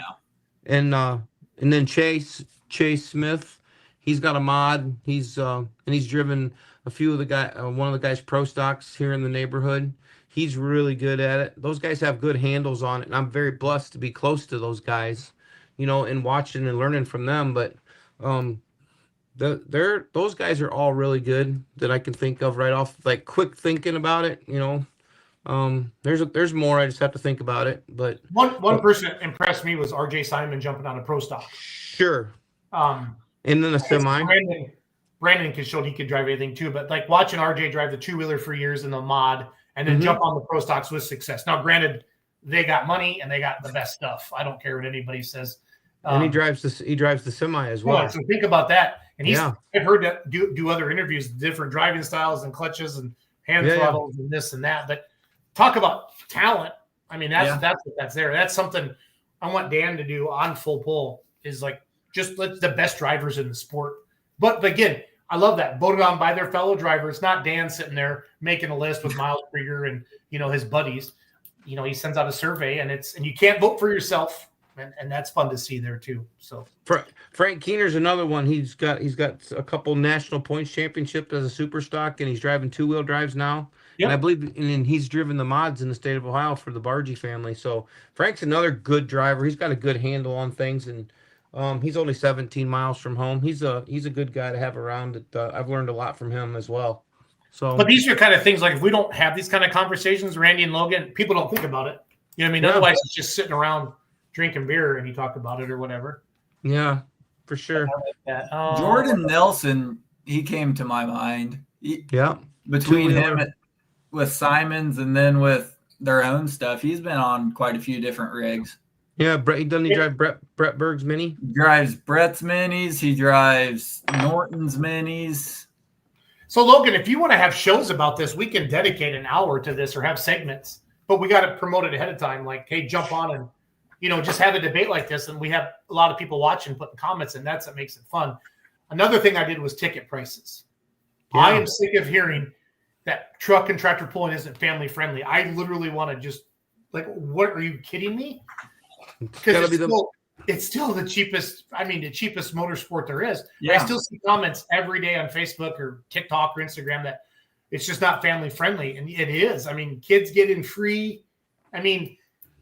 You look at it's the most economical motorsport. If you wanted to watch today and you called it Chaos or an Engler or whoever builds pro stocks all the way through Barbie, who are all the builders out there? It's modern $500,000 and $1 million turnkey, right? Mm-hmm. Yeah. These guys are bringing it out here for a chance to win. I don't know, $1,500, $2,000. I don't know. If that. I've had Cameron Neves tell me that the Outlaws pay better than the NTPA does in two-wheel drive. I know when Lucas Oil had all the money into Pro Pulling League, they had the best payouts. Yep. Hands down. They're still pretty good up there. I haven't looked at Outlaws pay scale, but I'm curious to see who pays the best. That's something I'd like to see. Because when you look at numbers, it's kind of across the board on that like that. So, but that's one thing too. Like, what's the most expensive pool? Is it Bowling Green? Is it Louisville, Randy? Louisville's like $45 a ticket, isn't it? Yeah, I would think so. Yeah, it is $45. Ours are pretty cheap. I think it's just whatever the county fair is. Some of ours are only I think you can go tractor pulling in the state of Ohio at a few of the county fairs for $8 or $10. Yeah. Setting the grandstands, one price fare. $10, $12 at the most, another $5 to get into the pits if you want to. But I mean, compare that. Say you want to go to a concert for 3 hours. You're spending $100 a seat. Oh yeah. When Matt says it right there. Truck and tractor pulling tickets are way cheaper than and I've been to NHRA. There's a lot of dead time there too. They do a Absolutely. good job. Yeah. They do a good job, with their announcers and the video boards. And did my computer just blink? Sorry, guys. No, it's working. Okay. But yeah, I don't know. These are conversations I want to have. We don't need to do it all tonight, but stuff I want you to think about, Logan and Randy and Sure. the fans watching. Jacob Hardy says a lot of people get a kick out of seeing the Allisons and the turbans. Absolutely, they do. Yeah. Absolutely, they do. Terry Benson says Billy Bibbs did it back in the day. Seen him drive Tim Engler's mod, won 9 out of 12 times he drove. I think he also drove a lot of guys diesel super stock with good result. Old Bibbs, absolutely. But yeah, I mean, like, I think read through the comments. There was a ton of comments on this post, guys. A couple hundred on it, if I remember correctly. State fairs seem to be they got ragged the worst because you get nailed to park, get nailed to get in, and then they charge the gate too, or Sure. Some grounds it's $10 to get in, and Yeah. everything. You know what I mean? It's everybody's different on that stuff. But Yeah. I just bothers me when people say polling isn't family friendly because Yeah. I've been to all the motorsports. I guess I've been to a NASCAR race before. I'm not a round guy, so. We've been to some, and I don't even pay attention to that stuff because I know that it's just more economical to go tractor racing, So I got a couple things left I want to touch on tonight. Sure. I'm waiting on the old Facebook to open up here. But this is what we need to do on social and Sure. challenge each other, and hopefully promoters are paying attention and talking about stuff like this. Okay, I said this one was. Oh, that was ticket prices. Sorry. If we could get a tractor pull at the FFA convention, that would be something there. Yep. Well, why do you think Louisville is so popular? They have a built-in crowd. It's the farm show. Yeah. How many people, Randy, 100,000 people go to that farm show a day? I would think so for sure. And that's why the one at Kemper Arena did well. All I can remember from that place is it was packed, and it was because the Western Farm Show. Yeah, I don't remember Kemper being packed. I don't know. I was young back then. No, I'm not saying it's wrong. I went down there a couple of times to watch my dad pull. So I think the most I saw was half full. But that's what stinks too. If you get a big grandstand, Randy, that holds 8,000-9,000 people and it looks empty, but there could be 4,000 people there too. Sure. Look at that. Okay, I said, what are some of the best things you've seen promoters do to keep the crowd entertained while the track crew is prepping for the next hook? Games, giveaways, announcer. This one only had 29 comments. I thought it would get a lot more. There's a lot of stuff just about basically announcers and music and different things like that. So I don't know. What are some things you've seen, Randy and Logan, that pulls that? Wow, that's a good idea. We should do that at our pull. What we did, we did it at our home fair, at our home one. Or Susie had, I don't know, we're called 25 T-shirts. I think Jeremy Smith had a few. Chase with Pro Way Truck had a few. We all had 25 T-shirts. So in between classes, we'd go out and throw them to the kids. And then at our last event of the year in Coshocton, Ohio, we had all of our pullers sign a Frisbee, throw the Frisbee into the crowd. And if you or your, we always hope that the kids got them. If your kid got the Frisbee of, let's just say, Jeremy Smith, he won the Pro Stock class, or whatever class they won, they come down, they get a T-shirt to keep the people involved. So we did that between the classes. So that was a lot of fun to get people involved. So, but yeah, that was one way that we did it. No, I've seen that pretty often. And these are things, again, we're almost coming up on 3 hours. Yeah. That thing's actually one down there. But yeah, it was a lot of fun. We had a lot of interaction. There's the Randog. There's the Randog. I love it. Roller Randy. That's what Big calls me. Roller Randy. Yep. And then the last one I put was what makes a great pulling announcer. And the first comment was vodka. So I don't know who's off to a good start with that one. Yeah. When I read, there was 143 comments on that one, but basically I saw a lot of a fine line between entertaining and knowledge. You know what I mean? Yes. And that's where, like a Ron Stone, a Dan Mayer, a Miles, there's a lot of big names out there. There's probably 10 amazing announcers in the country today. And there's some good ones. And there's some people that work well with other ones. You know what I mean? Oh, 'Cause yeah. I agree. I think you need to have kind of an entertainer, and then you need to have a true knowledge. I think the best announcers walk the pits and talk to pullers at hours. I always heard that about Dave Bennett with the Outlaws back in the day. Dave was a great guy. hours. He would Dave- spend hours. Dave was a huge guy with the cowboy hat that used to be at Louisville for a while. Yep. Yep. Yep. I thought so. For sure. Always loved listening to him. Yeah, he was a good talker for sure. I think No, I think Ron Stone does a good job at speaking. Yeah. I think he speaks well. Someone who is able to, you got to know enough to explain to the fans just for each class some baseline info, specs, rules for the class, stuff like that. What kind of weight, how many turbochargers, stuff like that. But then the knowledge side of it, with being able to explain during a sled weight change or a sled reset, the mechanics of how a pull works, how the first guy has the option of dropping, stuff like that. So Yeah. I think you're right there with that mix between the proper knowledge and being able to entertain. Yep. Yeah, and you're always going to have an opinion, on everybody's going to like somebody or not like somebody. And you have some people that just that's their guy or gal they've been listening to their whole lives, and nobody's better. But I think when you take you take a good, honest look at it, you have some fun. So Sure. well, good. Well, I just want to hammer through those. I want to hammer through those and just kind of talk about that. I want to do more, and I appreciate the comments that we see because like I said, I hope that promoters are reading it. I hope pullers are reading it. I hope fans are reading it. The more we can talk and share ideas, I think the better off we all are. So good. Yeah. Good. All right.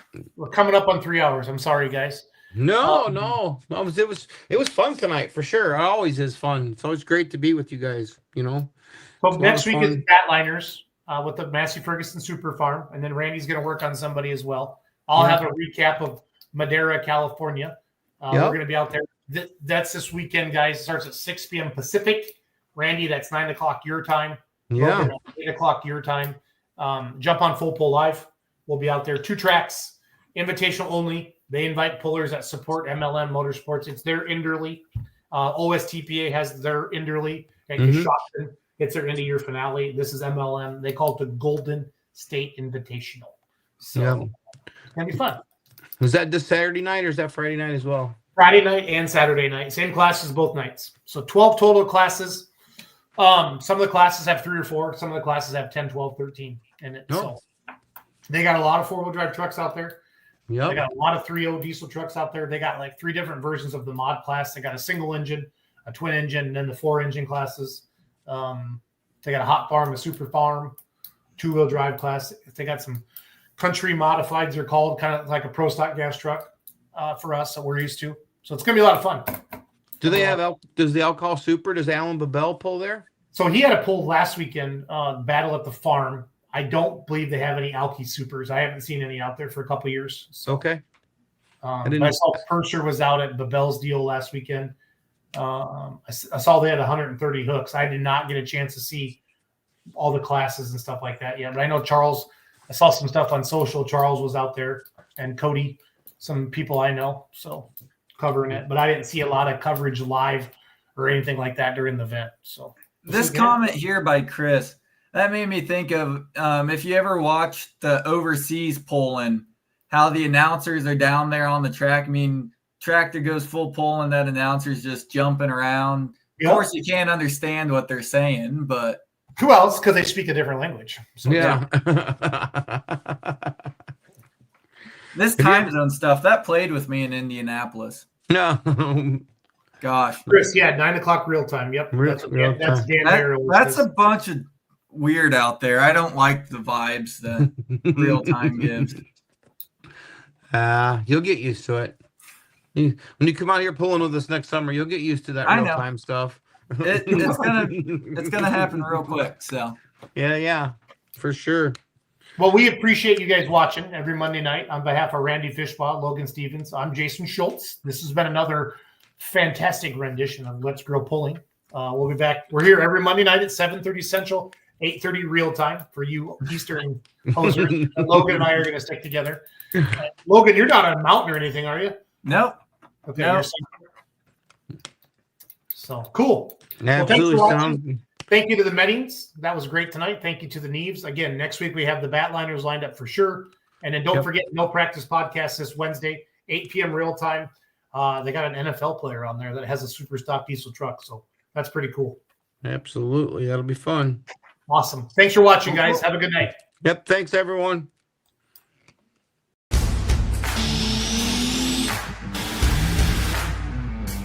Today, Today. let's talk about today. Grand national state level, you have to run non-sales, wholesale.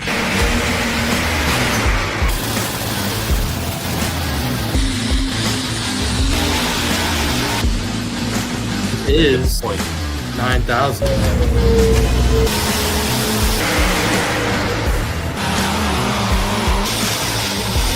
The only mistake I made, I didn't put her rate in the registration.